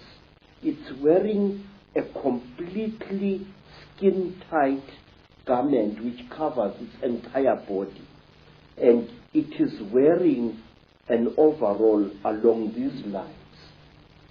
Very often there are no gloves. And here, to cut up a mandindane, you need very, very sharp iron.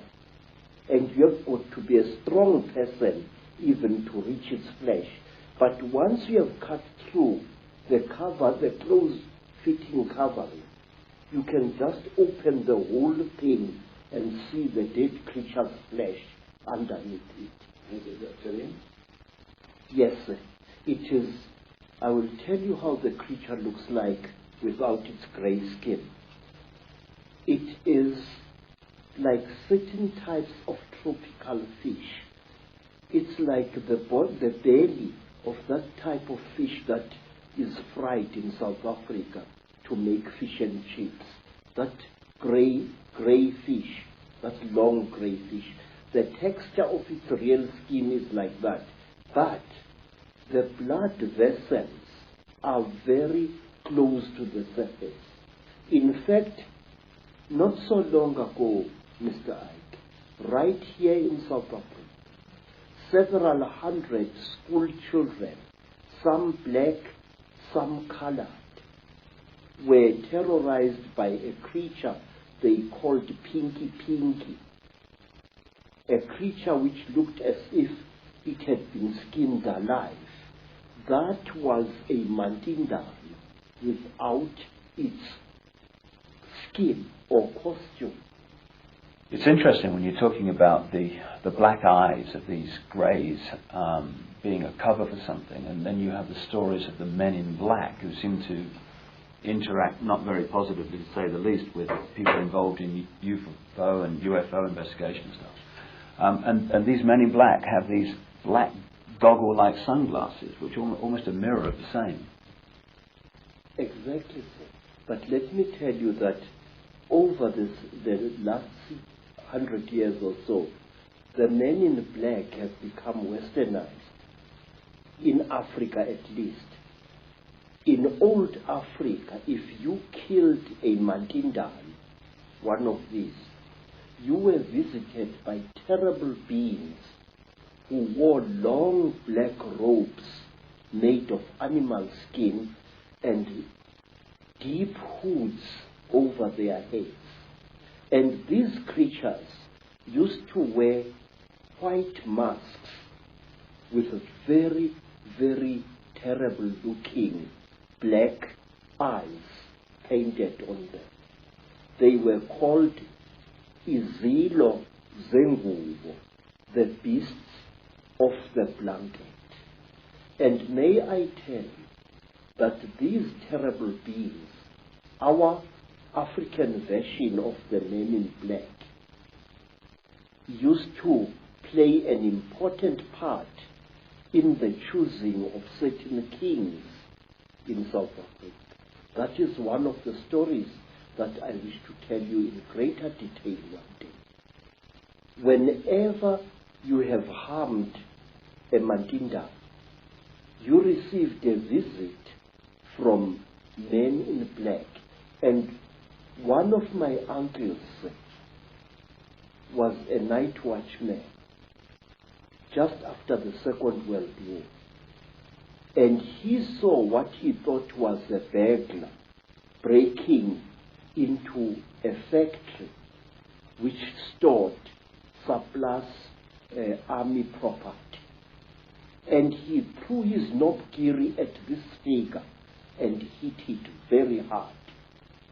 The creature fell behind some boxes, and then and only then did my uncle, a tough old Zulu, realize that the thing he had brought down was not a human being at all, not a young thief, but a Mandinda. My uncle threw down his second stick and ran screaming out of the factory. And not long after that, because my uncle had taken from the creature what he thought was its bag, he took the bag with him to Alexander Township after he had run out of the factory. But he could not open the bag. And while he was sitting in the shack in Alexander Township, just near Johannesburg, there arrived at his shack two white men who posed as detectives. And these so-called detectives told my uncle's common law wife that she must give to them the bag that my uncle had taken from the little man. And she did, and they vanished. What I'm trying to say, Mr. Ike, is the richer we become, the more we behave as the Chitauli are said to behave. Some of us, when they acquire a lot of wealth, start consuming metals and other minerals that they really do not need, which, however, if you study the story of the Chitauri, you are told that the Chitauri use these minerals and metals as medicine. We are told, say, that the Chitauri, when they get sick, smear their bodies with gold dust, which gets absorbed into their skins and they become all right. May I point out, it was once the custom of the Munumutapa kings of Zimbabwe, the men who built the Zimbabwe ruins, that on certain rising of the day star, the priest king would be smeared from head to foot with gold dust, and sometimes he was ritually sacrificed on the top of the wall of the Zimbabwe fortress. And to my amazement, when I visited South America, I found that the ancient Mayans had exactly the same custom where a god king was smeared with a mixture of fat and gold dust. And I know from my own research that the Maya people and the Central and South American people have massive accounts and legends of the same reptilian gods. Yes. The thing is, if you read the ancient stories of our people, or you listen to them spoken by the storytellers, you find that we human beings are somehow programmed to alter the world in which we live and render it uninhabitable to ourselves. We are told, say, by the griots of Nigeria, by the griots of the Dogon people, that at one time, a few thousand years ago almost, the entire Sahara Desert was not a desert at all. In fact, photographs have been taken of the certain parts of the Sahara from high up, which show ancient irrigation systems where there is now wind-blown desert. Questions: are we being used as instruments for the destruction of our own species? I say yes. The wealthier a person is, the more like a Chitauri he or she behaves. Some wealthy people even go to the extent of throwing away their old spouses and acquiring new ones, exactly as King Samahongo of the Chitauri does. He kills and eats all his wives when they can no longer make love to him properly, and he acquires new ones. He killed and ate 36 of his wives over a long reign, and only one wife was cunning enough to keep out of his clutches. You see millionaires divorcing their wives and acquiring new wives. And the Chitauri, unlike traditional Africans, believe that a female is inferior to the male. And so do the wealthy people who acquire great wealth in this world. They tend to look down upon women and even to abuse them. Well, let's connect this into the present day. And one thing that is a constant recurring theme is the reptilians or an extraterrestrial race interbreeding with humanity and creating particular bloodlines. And you've got an amazing artifact, I guess that's the word, necklace here, which I know is incredibly heavy, which has a very significant contribution to make to this theme of extraterrestrials or another race, not human, interbreeding with humanity. Now, first of all, where did this come from? Sir, we don't know. This necklace has been around for so long that we don't exactly know from which tribe it came. All I can tell you is that this necklace was in existence when the king who founded the Zulu nation, Zulu, was still a boy.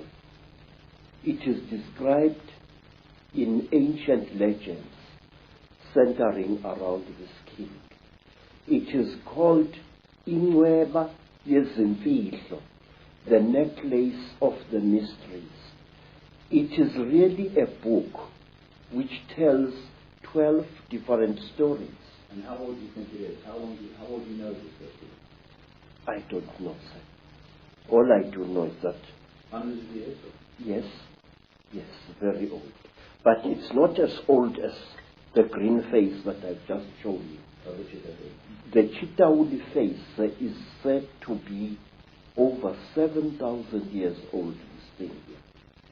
Now, this necklace enshrines several mysteries in it. Inside here are stones which are not from this earth. It is a very amazing story. There are 3 pebbles in here which stories say were brought to this earth by an alien baby which played with a human baby in the northern Transvaal. This...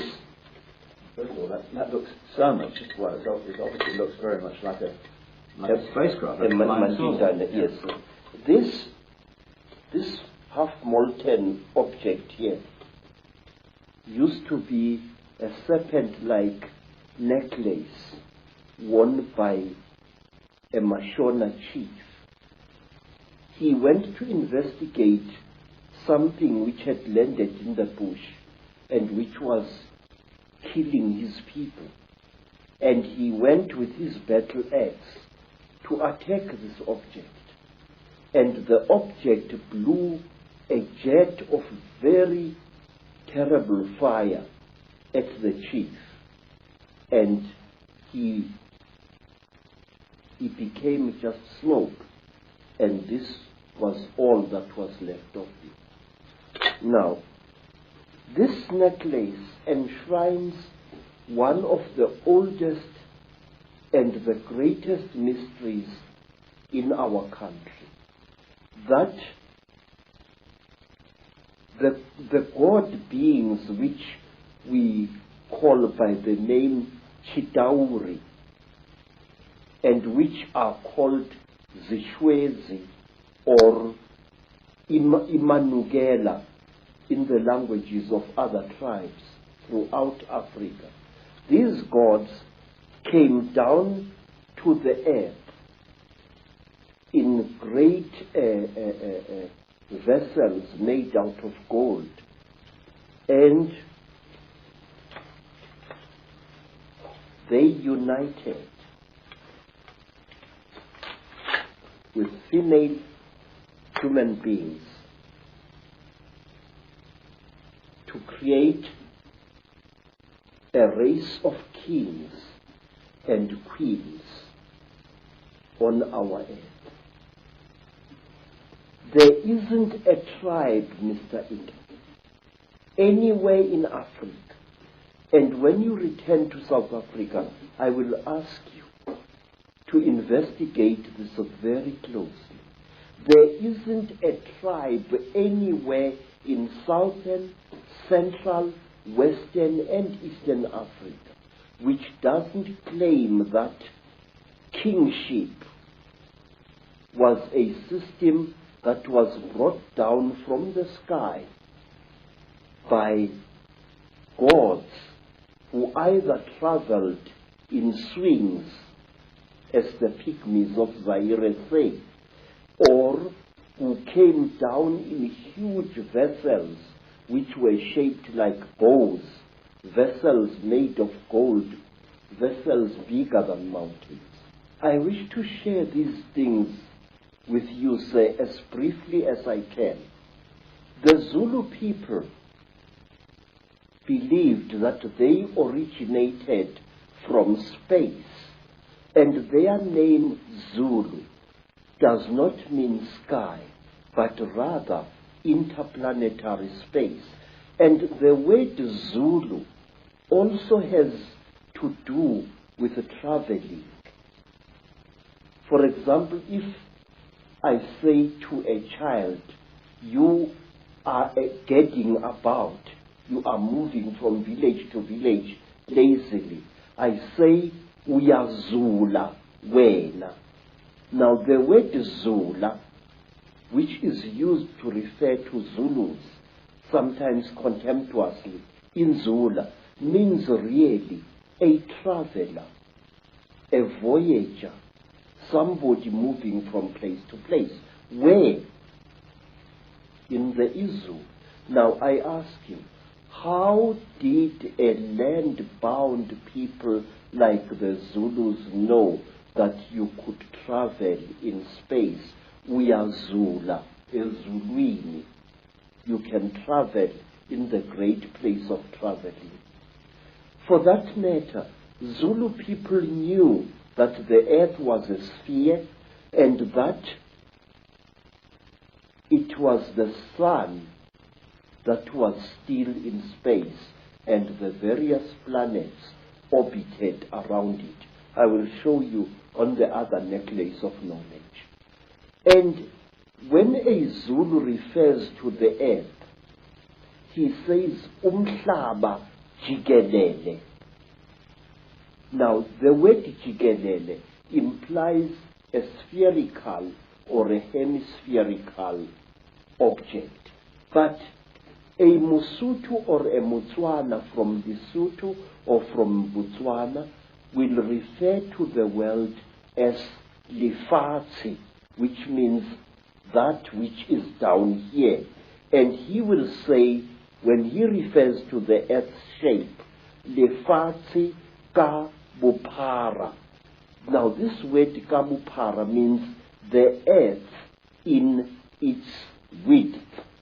Thus, a Musutu or a Mutswana believes that the earth is flat, but the Zulus believe it is either a hemisphere or a sphere.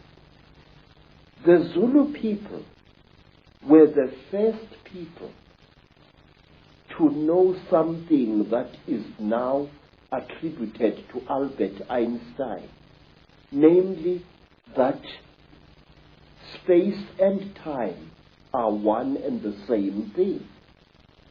Zulus knew that long before Einstein was born. They said that one other Zulu name for space is Umkhati. Umkhati. U-M-K-H-A-T-H-I. Umkhati. And they called time Isikati. So you can see that Zulus, supposedly a nation of skin-wearing primitives, were aware of the fact that space and time are one and the same thing. And further, that if you could find the river of time, you could travel into the future and into the past. And many are the ancient legends which are told in Zululand of a man who traveled through time and accidentally killed a young boy who turned out to be himself in the past, and so he no longer existed. There's an indication on the necklace, I know, around the back that the Earth is round. One of the symbols is indicating that, or a sphere. Yes. But I wonder what you think, Credo, of what is taught to children and students all over the world in the universities and the fancy academic centres, that actually we are now at the cutting edge of human evolution in terms of technological knowledge and knowledge of the world and the universe, and in fact back in the ancient world, in Africa and North Africa and all over South America, they were just a primitive people. Please, that is a lot of poppycock.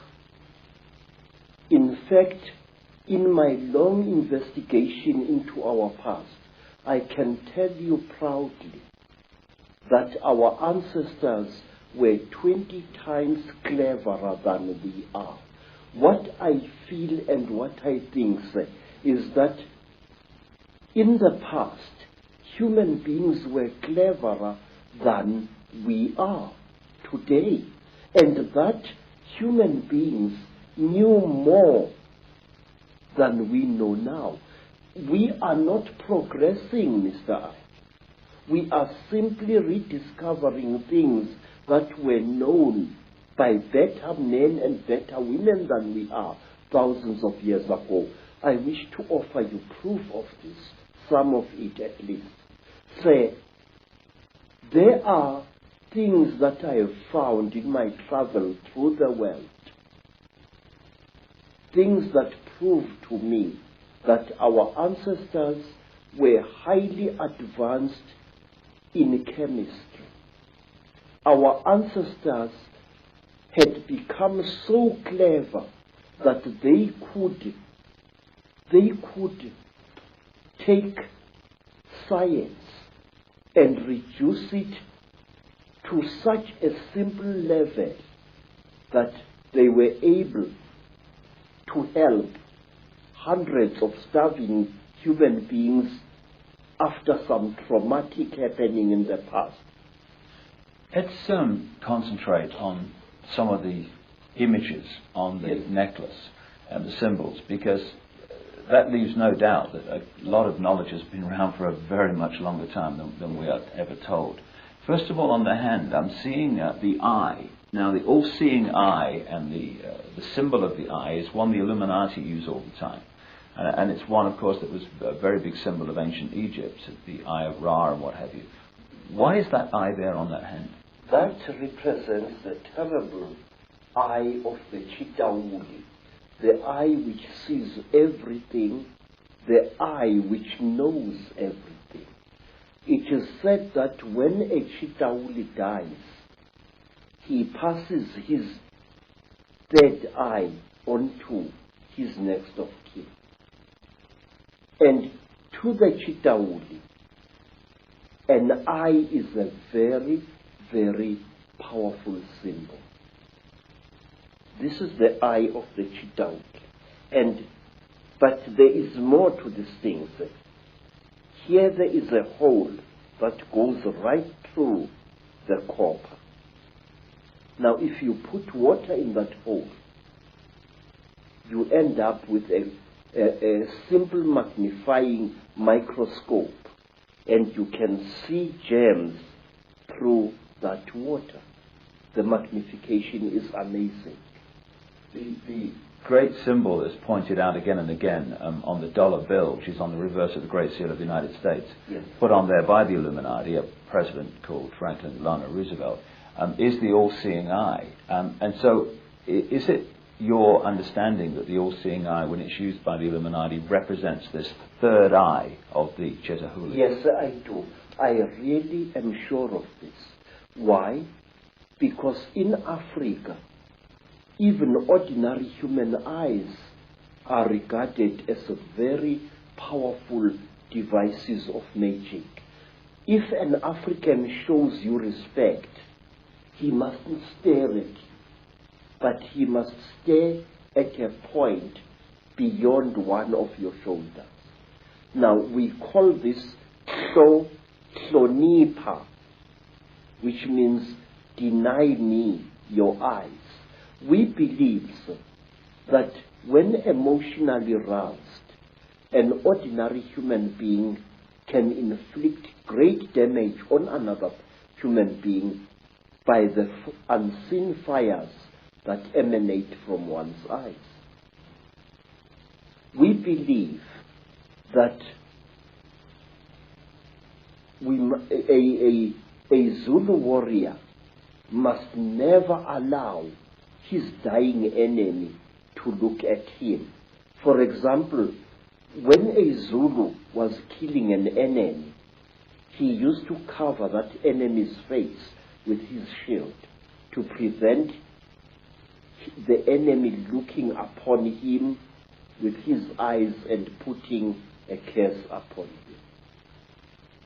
It's interesting. People who experienced the Chitahuli, the Reptilians, in relationship to the British royal family and others at various rituals, have said that at the point of sacrifice, the point of death in the sacrifice, that these reptilians stare into the eyes of the person dying, which would kind of fit why those warriors were very concerned about that. Yes, sir. What are they doing then? We have got a ritual, sir, which covers many fields. A ritual which is called ukuthatha umoya, taking away the soul, where when a king is dying and he is fighting to pass on his knowledge and his courage to his successor, he would demand that the successor should stare heavily into the dying king's eyes. And also, when a creature is being sacrificed in Africa, whether it's a human being or an animal, that creature must be stared at by the sacrificer so that its spiritual characteristics are drunk in by the one sacrificing it. I have seen many times on hunting expeditions in Kenya, Tanzania, and other parts of Africa, when a lion is just about to breathe its last, the hunter, one of the hunters, will stare into the lion's eyes until the lion's eyes start glazing in death. It is drinking in the soul. We believe that the eyes are not just for seeing, that they are for taking as well. Now, on the hand here is what looks like the symbol of the constellation of Orion. What's the significance of that? Say, people throughout Africa believe that the original human beings either came from Orion or the gods for whom read the Chitauli and many other alien nasties actually come from that constellation. We call it the constellation of Umhambi, the one who travels very, very far away. And we call this constellation also the constellation of Matsieng, the giant who was sent by God to this earth to create the first human beings. Matsieng was accompanied by a male lion with a very black mane, and he was also accompanied by his dog. And he traveled throughout the world. He first created the first race of human beings, and they were so stupid in appearance that he buried them alive in a cave, and then he created the next race of human beings, which was clever, and we are the descendants of that race. Also on the hand is what we would call today the Star of David, which of course is not actually a Jewish symbol. It started being used quite relatively recently in that sense, but it's actually a symbol that's been found all over the ancient world. What's the significance of that being on the hand? There are several interpretations of this very powerful magical symbol. We say that there are actually two universes living side by side. A female universe, which is our universe, and a male universe. And to Sanusis, these two triangles, a triangle facing downwards represents the descending female principle, and a triangle going upwards represents the rising male principle. It is a symbol of the unity of the feminine and the masculine. It is in fact the symbol, a very important symbol of duality. Is this the kind of shape of spacecraft, etc., or flying craft that the beings from other planets were supposed to have flown in, or not? No. This, you see, there are various shapes. There are spacecrafts which are shaped like boomerangs or bows. These are very, very, very big. Then there are spacecraft which are shaped like pipes, like huge pipes roughly pointed at either end. And out of those huge pipes come these little things here now. They are carried inside these huge pipes. Yes, sir. Now, if we could talk about this fella. Yes. First of all, the penis and all this stuff, that relates, I would have thought, to the penis of Osiris in Egyptian legend and the same recurring theme. Would that be along the right lines? We say, sir, that King Samahongo, who is represented here, the lord of all the Chitauri, call them what you will, had his penis cut off by Prince Muari, an African hero, and he replaced it with a golden one. Originally, we are told, this thing was made of gold. And now each time when we recall the story of the great marriage between human women and Chitauri men, we unite these creatures symbolically. And sometimes when the necklace is lying on the ground, we make a bed out of animal skin for these two figures, and then we lay them side by side and cover them with a small skin. So, why are the depictions of the gods, if they were reptilian, why are they not constantly reptilian? Why are they symbolized in other forms? Because it is very, very, very forbidden to portray a Chitauli as it really is. Only in that large green head do we see a Chitauli represented more or less as it is.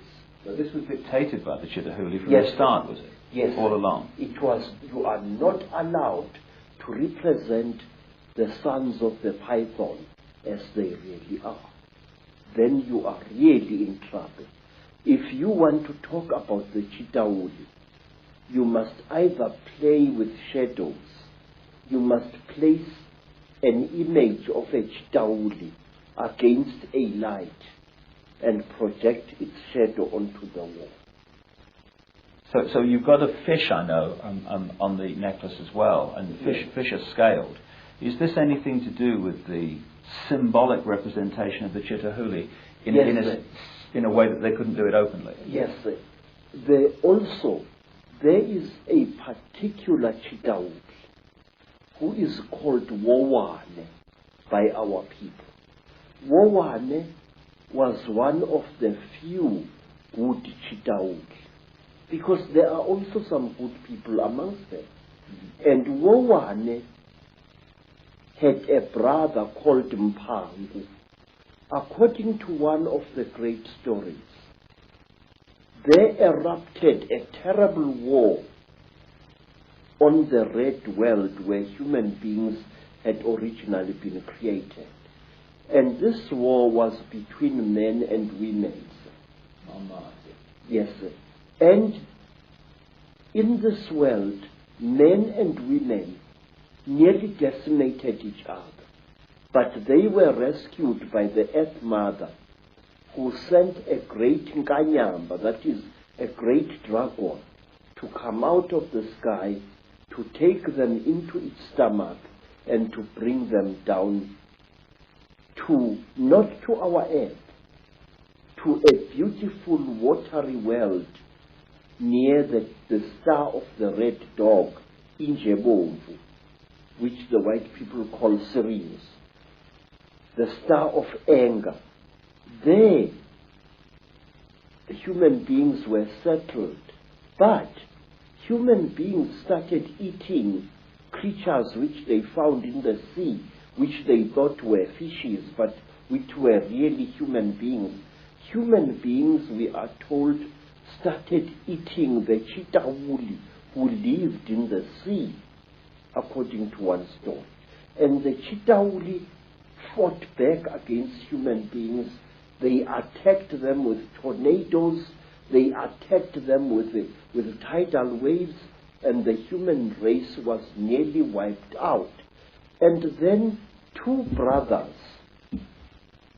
two Chitahuli youths, Mpangu and Wowane, took pity upon the human race.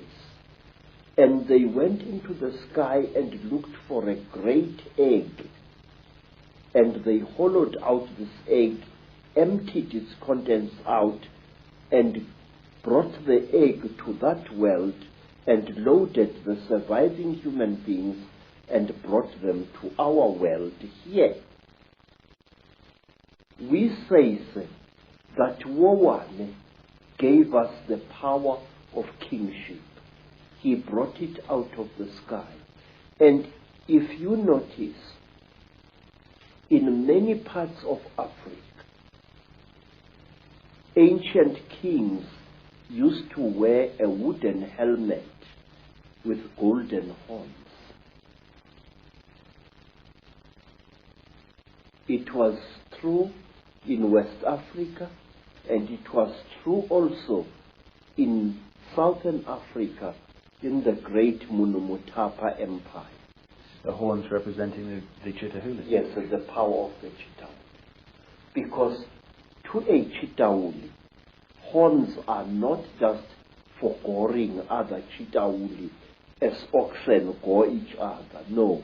Horns are a symbol of status. And through its horns, a Chitahuli is able to communicate with human beings far across the face of the earth. So the horns were like antennae then? Yes, they were instruments of projecting power. In fact, it is said by storytellers that King Samahongo punishes those Chitahuli who show mercy to human beings by pointing at them so that both their horns fall off their heads. And the Chitahuri is therefore unable to direct human affairs through his or her horns. It's also interesting that the descriptions of the Chitahuli with the horns and sometimes the tail and stuff, it's very, very close to how Christians and those sort of stories have depicted the devil. Yes, sir. And one thing that interests me is this, that depictions of the devil have subtly changed over the centuries. But there is a difference now. First, originally, the devil was depicted as a hook-nosed creature, like a caricature of a North African Moor. That was at the time when the Europeans were fighting the Moors as well as the other Arabs during the Crusades. Many depictions of the devil then show the devil as having a hooked nose. And then later, somewhere in the 19th century AD, the devil was depicted as an African with a snub nose, thick lips, and very dark skin. But what amazes me is that now, more than ever before, the devil is represented as H. Daudi. What concerns me, sir, is this, that these alien creatures are now about to reveal themselves, and they are making us aware of how they look like. If you look, for example, at bioscope films which were made in the 1950s, the 30s, and so on, depictions of space aliens of that time are ridiculous, very laughable, but not anymore, sir. Today, we are having films that depict the grey aliens exactly as they really are, and the Chitauli exactly as they really are. My question is why? Are we being prepared for a major event? And let me share this with you.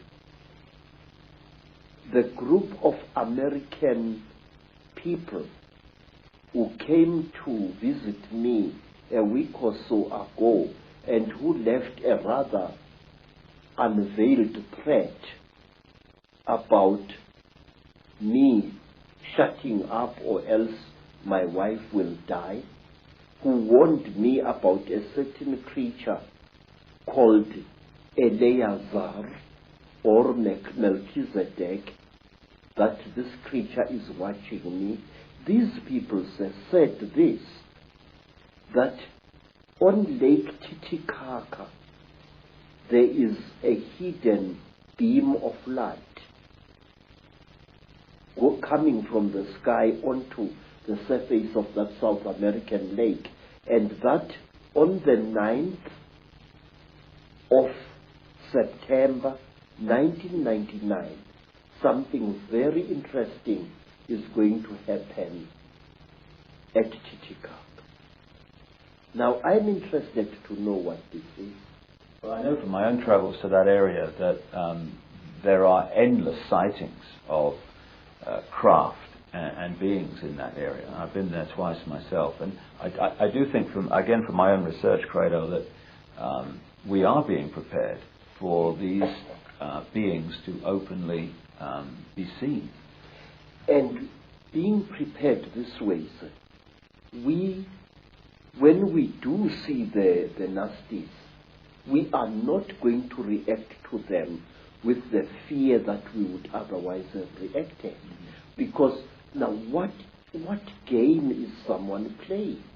I think, sir, that they are playing the game that whoever they are, that we should accept these beings and welcome them with open arms and make them our masters. Yet again. You see, sir, there has been a steady build-up in books, in children's comics, and in other things of the fact that we must accept these creatures. It started with the film E.T., where a cute little alien creature got lost on Earth and fought hard to be accepted by human beings. I think the same thing is on the cards here. The question is why? One other thing I would just like to raise before we move into the bloodlines and their connections with the Illuminati is one thing that keeps coming up in my work is that some of these Chitahuli, these reptilians, at a high level of their hierarchy are actually white. Have you come across that? Yes. They are not white like white people. If you take white cardboard and you soak it in dirty water, that is the color you will get. That is the color of the Chitahuli. And wait, sir, let us think carefully about this. According to African storytellers, the Chitahuli have got cold blood. They feel cold very quickly. And where they dwell under the earth, where the great sun god banished them, they dwell there surrounded by great fires because their blood is cold. They freeze eternally. And so if you come across them in their caves, there are many, many cooking fires lit there. That's interesting, with the symbolism of the devil being in the fires of hell. Yes, sir. Yes, sir. And there is another thing. The Chitahuli, their eyes, terrible as they are so efficient that if a Chitahuli appears suddenly into the hot African sunlight, two things happen to him. His skin dries and blisters, and he goes totally blind. In fact, sir, there have been a strange race of aliens which have been seen in Africa, even by white people, which I think are actually Chitahuli. When you run and the thing chases you, it stops immediately when a car's headlights hit it and it becomes blind. Another thing, we are told amongst our people that a Sangoma must always have a bogo. This is a sharpened wooden stick which he or she must carry at night. We are told that a sharpened stick is the only weapon by which you can kill a Chitahuli. Well, of course, again and again as you speak, what comes to mind is the story of Dracula. Count Dracula, the stake in the heart, the blood drinkers, the blood drinking, which is precisely what this Chitahuli and their crossbreeds seem to be into. But it is not just any wood that you must use against a Chitahuli. We believe that Rhodesian teak, a wood which has got a strange bitter taste, is the one type of wood that is poisonous to the Chitahuli. And down there, you see a long stick that I am carving in preparation for the year 2000. I might not be alive to see the year 2012. But this stick, which I've been working upon for the last 5 years, is going to be the one stick which my successor will carry, and it will end in a sharp point. This wood, Rhodesian teak, is the wood that we say can actually kill a chitauri. And where the chitauri are found, you find rhodesian teak or any other teak trees either being felled in large quantities or being pushed over by elephants. May I point out to you, sir, that many of the trees that are being destroyed in the Amazon jungle and in the Southeastern Asian jungles, as well as in the African jungles, are teak, the one wood that the chitauri fear. And while on the subject of wood, the only mask that can protect you against the chitauri is a mask made of teak. And in some of the flea markets around Johannesburg, I'm seeing more and more masks carved in Mozambique and in Zimbabwe, representing a chitauri. The eyes are huge, round, with slits through which a person can see, and the lips are non-existent, and so is the nose. I've seen hundreds of such masks being sold by curio sellers in the streets. One of the other things that comes up in terms of the way they look is the domed head. Now, I was in Egypt recently and saw depictions of Nefertiti and the Akhenaten family, and they had big domed heads. Is this a connection? Yes. Yes, sir. You see, we human beings tend to imitate those creatures that we call gods. It's going on even now. When African women saw white people, they named them Abelul, which literally means the gods. And today, in America and in Africa, black women and some black men are going out of their way to give themselves hair which is European and not African in character. Now this thing it dates back thousands of years. First of all,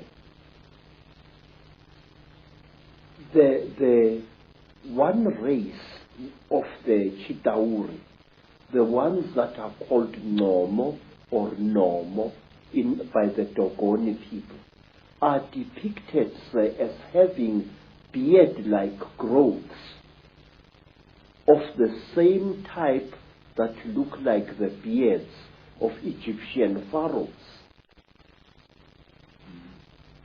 They are shown having, it is said that when a Chitauri gets very old, after tens of thousands of years, he or she develops a bone-like growth under the chin, which twists around like the horn of that kind of fish-like creature I saw in Europe in a picture called a narwhal. And this thing curls up this way. Now, Egyptian pharaohs used to wear beards like that. And some African kings wore beards like that, real beards or even false beards made out of ivory or out of the tusk of a warthog. And there was a time definitely in history when African kings as well as Egyptian pharaohs went out of their way to imitate the appearance of the Chitauri. Queens like Nefertiti had their faces misrepresented by the court painters. They looked exactly like the Chitauri as near as possible. The high cheekbones, the drooping chin, the unusually large head. African sangomas, African inyangas, ancient Egyptian pharaohs, all of them used to wear headdresses that made their heads look much larger than they actually were. If you look, say, at the crown, certain crowns worn by Egyptian kings, the whole head, the crown, is intended to be an extension of the pharaoh's head, to give the pharaoh an appearance of above average intelligence. In Africa, we had kings who favored headdresses made out of the scrotums of elephants or rhinoceroses or even buffaloes. A scrotum which was dried and made bulbous and worn on the head by the king to make his head look larger than it was. And lastly, in ancient Greece, at the time when Greece reached the great heights in its culture and civilization, the great ruler Pericles used to wear a special soldier's helmet with a bulbous skull, a helmet which made his head look much bigger than it really was. Do they still do that today? Are there still African traditions that do that today? Yes, sir. Yes, very much so. And in America, some Native American shamans used to wear a special head made out of the head and the horns of a buffalo, which also made the man's head look bigger than it is. Say, popes, the Pope in Rome wears a hat which is intended to show him as having a brain bigger than average. That crown which has got three crowns, one on top of the other one. And now, bishops, especially in the Greek Orthodox Church, they wear crowns like that. And the Tsar of Russia, one of the Tsars, wore a bulbous crown which was in two sections, which made his head bigger than it really was. And in Persia, in Iran, some ayatollahs wear a turban whose effect is to make the man's head look bigger than it is. So does a Sikh.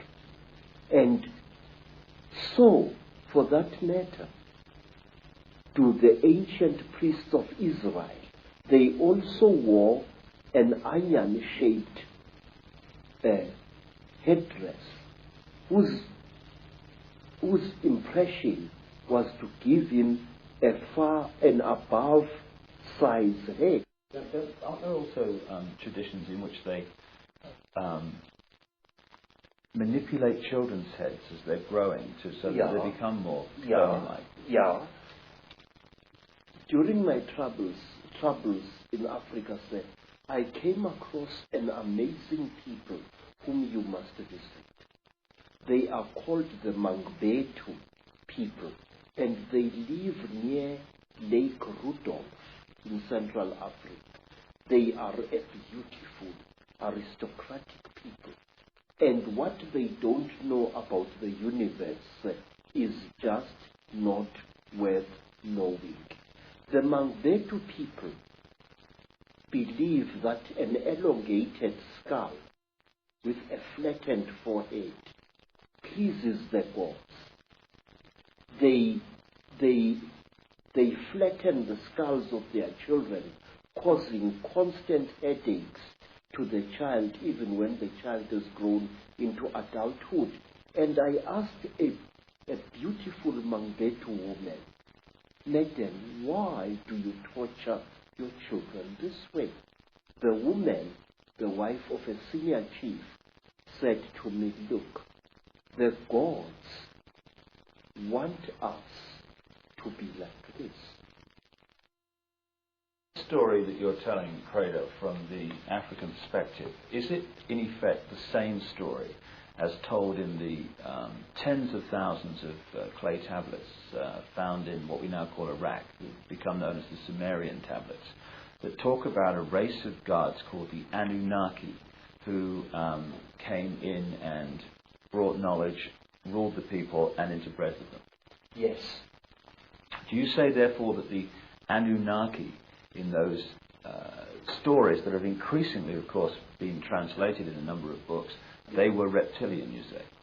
Say, all I do know is this, that here in South Africa, amongst the Xhosa people, amongst the Zulu people, there are beings who are very revered even now, and they are called Amanuna or Amanono. Amanono is Zulu, Amanuna is Xhosa. Now these beings are godlike beings, we are told. They can change their faces. They can change their appearance. Yes, sir. They are shape shifters. A manuna, now if a Xhosa man has married a very beautiful wife, a wife whose face seems to change every day, he teases that wife by calling her his Inuna, Linuna Lam. In other words, a shape shifter. It is said that the people who are closest to the hearts of the Manuna gods are women. And why? Because the women give to the Manuna the power of, they worship the Manuna, they hero worship them, which explains why Nefertiti wanted herself to look like one of them, and her children too. She was actually hero worshipping these creatures, and the how you say, women are copycats, and I'm not being sexist when I say this. Women will copycat any being that they think is supreme. In Egypt also, you have the python-like headdresses, which are pretty obvious when you look at them, that the pharaohs were connected with. Yes, sir. And the reptile has played an unusually strange part in the culture of all African tribes. For example, it is my suspicion that we black people of Southern Africa are going to be deprived of our nationhood in the very near future, and that we are going to be ruled by people of Uganda. But wait, what is the real meaning of the word Baganda?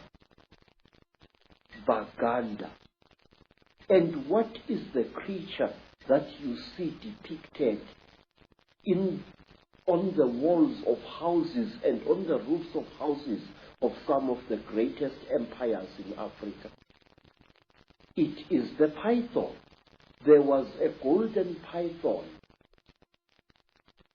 which was used as a decoration on the roof of the house in which the king of Benin, the Oba, lived.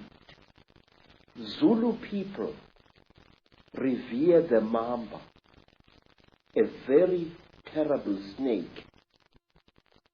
Zulu people revere other snakes as well.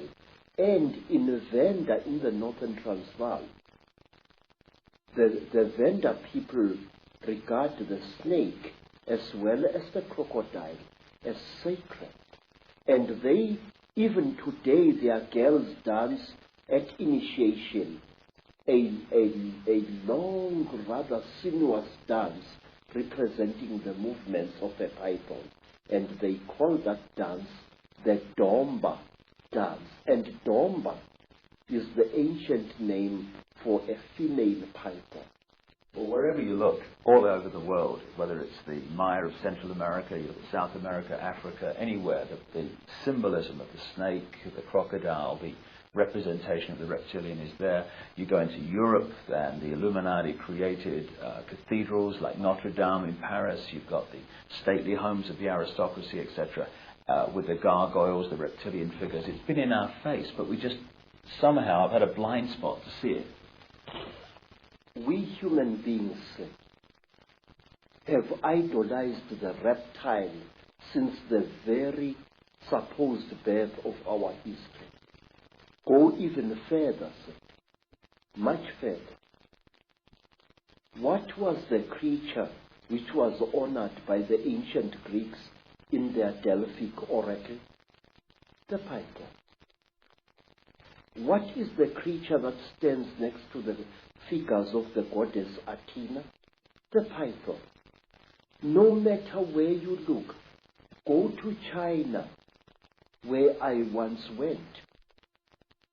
Who are the principal characters who brought wisdom to humankind? Creatures, part snake and part human being, one of whom I remember correctly was called Nu, a word which occurs also in Africa, and her brother was Kwa, and sometimes it's turned into one creature, Nukwa, she. Everywhere we human beings have sacrificed our dignity as a species and attributed great intellect and great glory to reptiles, tortoises, turtles, lizards, snakes. Why? And even now, our fascination with the reptile and the amphibian has not stopped. In fact, it's growing. The popularity of all those dinosaurs in cartoon as well as in serious form, it makes me uneasy. If we could just pick up this line of bloodlines, which the Sumerian tablets talk about, which you talk about, the interbreeding of humanity, and how the accounts explain that these crossbreeds were put into the positions of royal ruling power, almost as like demigods, middlemen between the gods, the Chittahuli, the reptiles, and the people. Those bloodlines, in my own research, became the European royal families and aristocracy, and today are the ruling, banking, business, and political and royal lines of the world. And the genealogy supports this increasingly. Is there a tradition also that the royal lines of Africa go back to the same source? Please, you don't have to believe me. Go to Rwanda and there talk to the people there. They will tell you that the founding ancestors of their dynasties,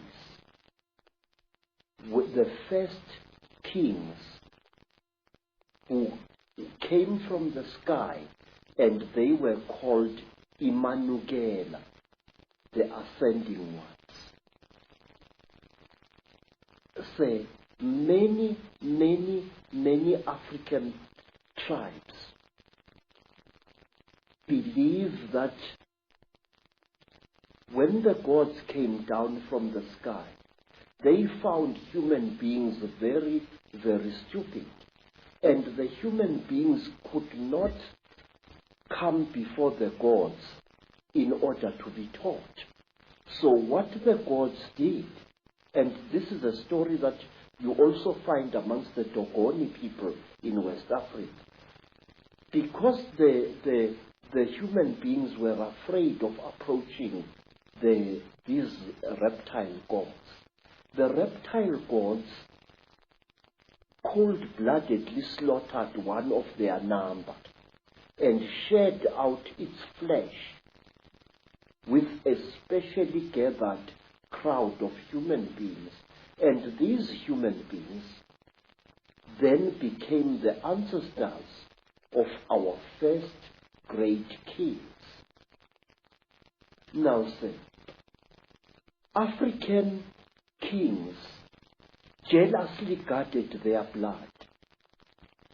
If the royal lines of Africa claim descendants from the same source, basically, have those lines interbred as obsessively as the European aristocracy and royal family, and not bred outside of those lines? Yes, sir. Royalty had to marry royalty. That was one of the strictest laws in ancient times. Which is obviously where we get the term the divine right of kings from. It's not actually God, it's actually the gods. Yes, sir, yes. Royalty intermarried with royalty. You were not allowed to take a commoner as your senior wife if you were a king. You could take commoners after your senior wife. After the genetics has been achieved. Yes, sir. Now, another thing, it is like the Sangomas. Very, very strictly speaking, a Sangoma who was sometimes viewed as a king or a queen was not allowed to marry outside her caste or his caste. Sangoma had to marry Sangoma, otherwise the non-Sangoma blood would pollute the god blood inside the Sangoma.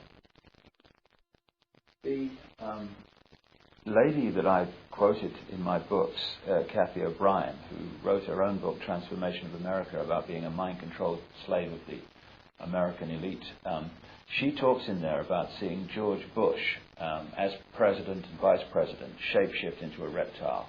And so many other people have told me this story of world leaders today changing into reptiles in front of their eyes and then changing back again. And Miguel de la Madrid, the president of Mexico at the time of George Bush, said to Kathy O'Brien, and she quotes in her book, that a reptilian extraterrestrial race interbred with the ancient Central American people because they needed to create bloodlines through which they could operate. Yes. And he said that these bloodlines were, in effect, today's world leaders. Does it fit with your knowledge, Credo, that the royal lines of the Chitahuli reptilian human interbreeding that become the demigods and the royal families, etc., that they have gone on in Africa, as well as the rest of the world, to become the ruling lines and the ruling people of these countries? Yes, many of them have. In fact, some of Africa's most terrible warmongers, men who have drenched large areas of Africa in unnecessary blood and suffering, are directly descended from some of our greatest emperors of 600, 500, or even 1,000 years ago. This is the American president. Say, I would like to tell you about a man called Jonas Savimbi. Jonas Savimbi is a descendant of some of the greatest Angola kings. In fact, the entire land called Angola was a breeding place of kingship in Africa. The word Ngola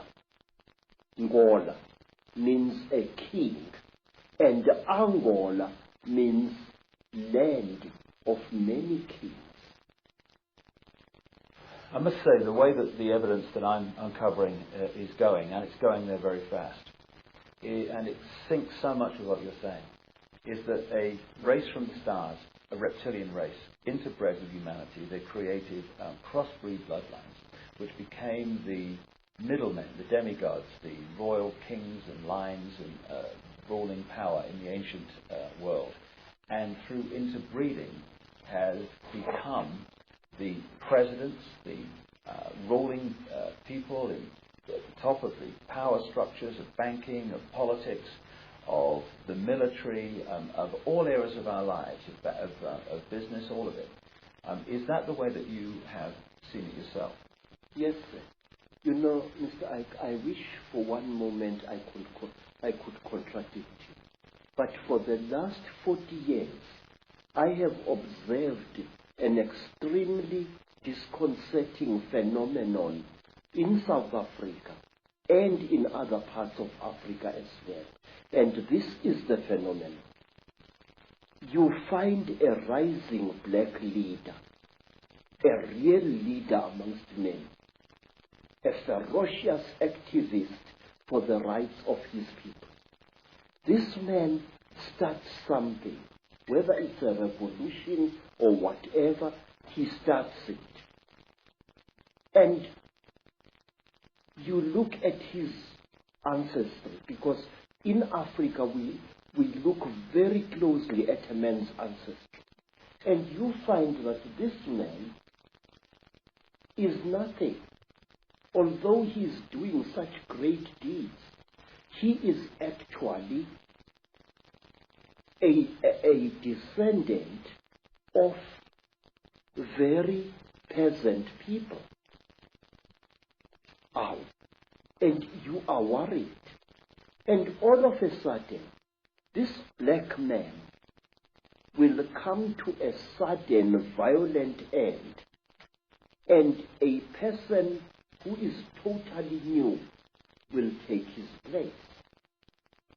And when you look at the ancestors of these people, this man, you find that he, or even she, is a person of very, very ancient African royalty. Now, let me show you. There was this war in Rhodesia, and many people got killed there.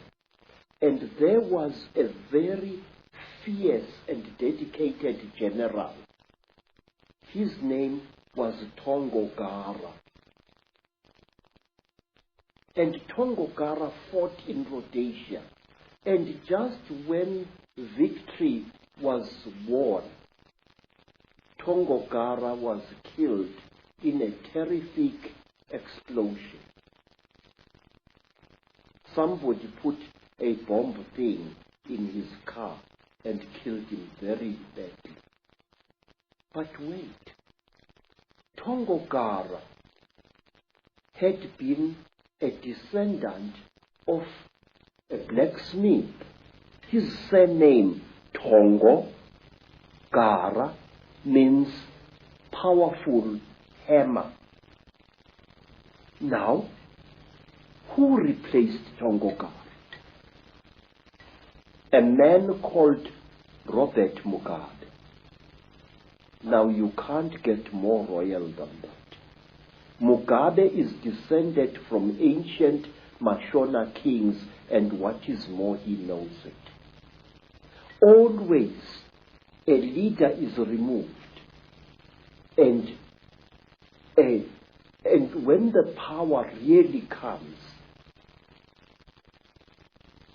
a new leader descended from some faraway monarch or tribal chieftain 2 centuries or 3 centuries ago comes on the scene.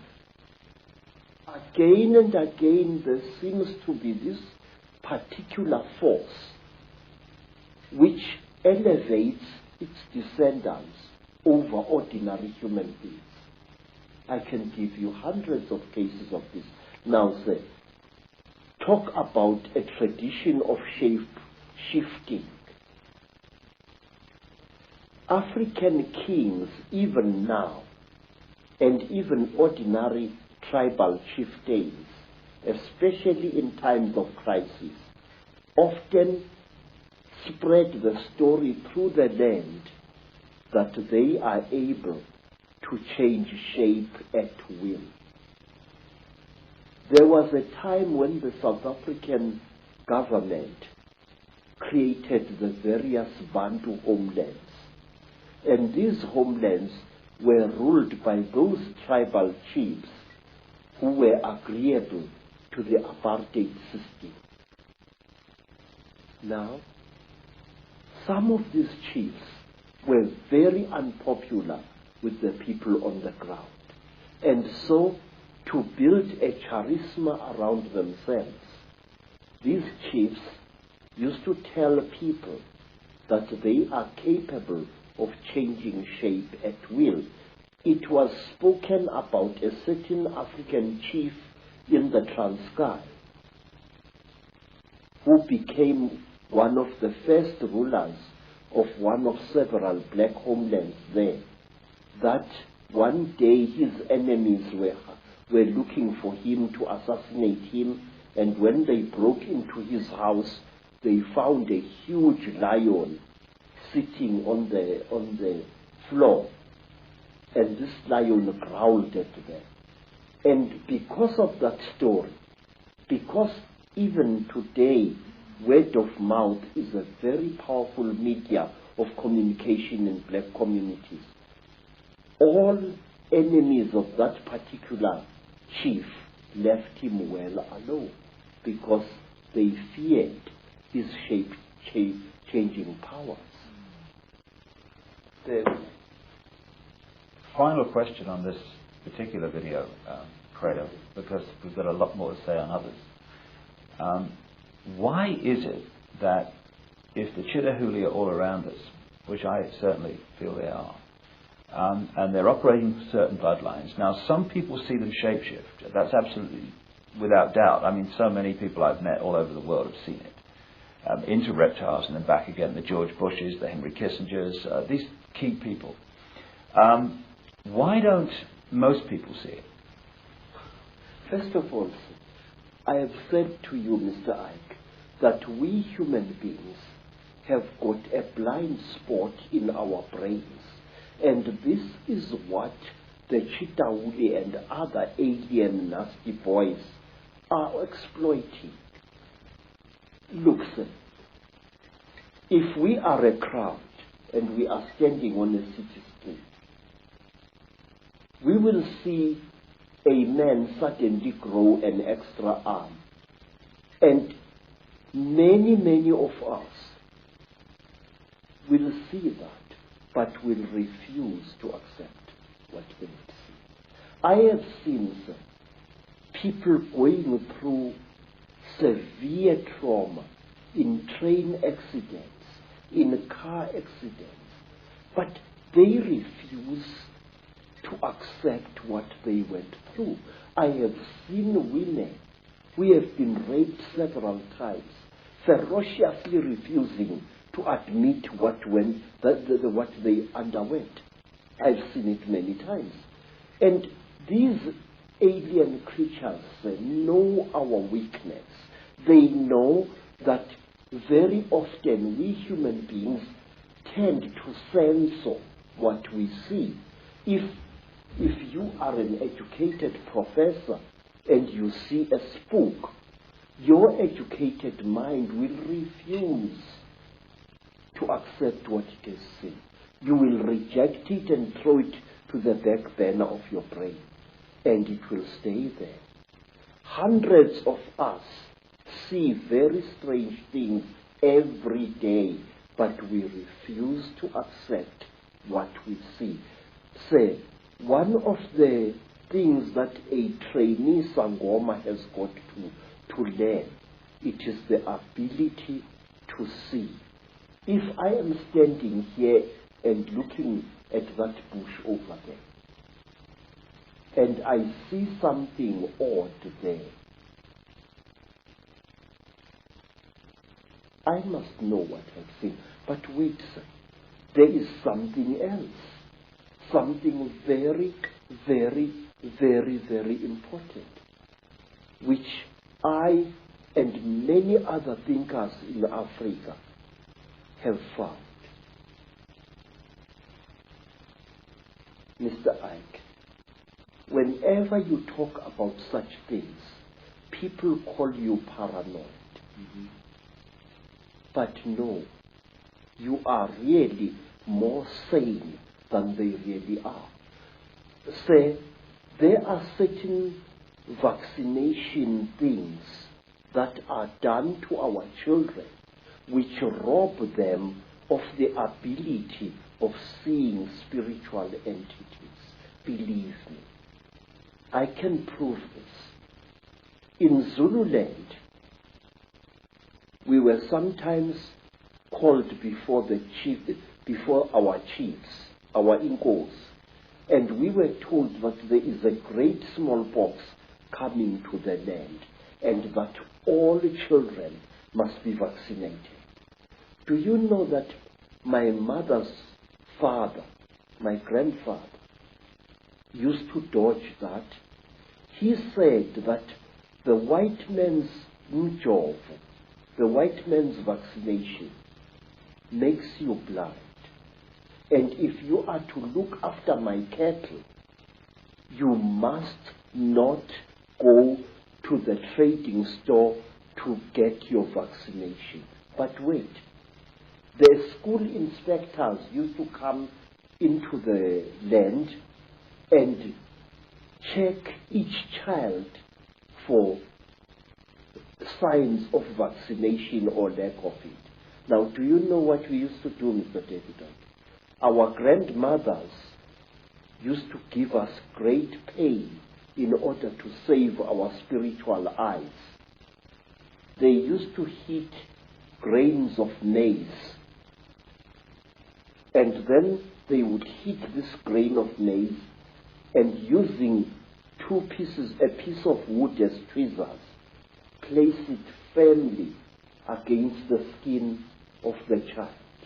So when the school inspector came, he saw these blisters and assumed that the child had been vaccinated. But in fact, it had not. And this was done to us many, many times. And I noticed that school children in mission schools who had been vaccinated for smallpox or for measles could not see spiritual entities at all. A ndondo, that is a flying saucer, a spuputeka, would fly through the sky at great speed and be seen by many men and women. But the child who had been vaccinated would see nothing. And I noticed this hundreds of times. Well, what you just said about the vaccines and their effect, and shutting us down spiritually and multidimensionally, is fantastic, given that no matter what your background, creed, culture, parents on every inch of the planet almost are being pressurized to have their children vaccinated more and more and more. And to summarize what you've been saying, and indeed it's so much in line with what I've come to the conclusion about as well, an extraterrestrial race, reptilian race, disconnected us from our true magnificent senses in a long, long ancient world. They've been manipulating us ever since, and the more that time has passed, the less we've realized this is going on. And now we're at a point where we are in a prison without bars, a massive prison, and we don't even know we're in prison. We don't even know who the jailers are. Indeed, when the jailers are exposed, people just laugh and ridicule and all that stuff. So we're in an unbelievable situation. And we're in a jail we deny we're in. And there are jailers we deny exist. And we call it freedom. Yes, sir. Yes. You know, Mr. David,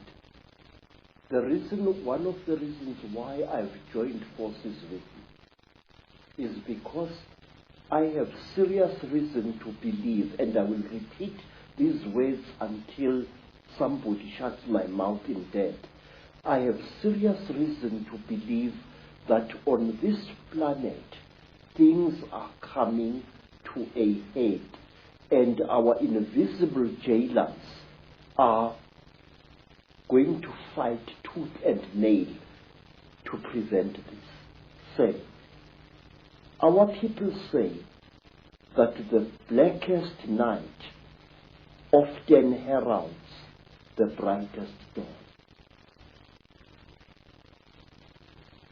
The human being, captive as he is, slave as it is trying to fight back, sir.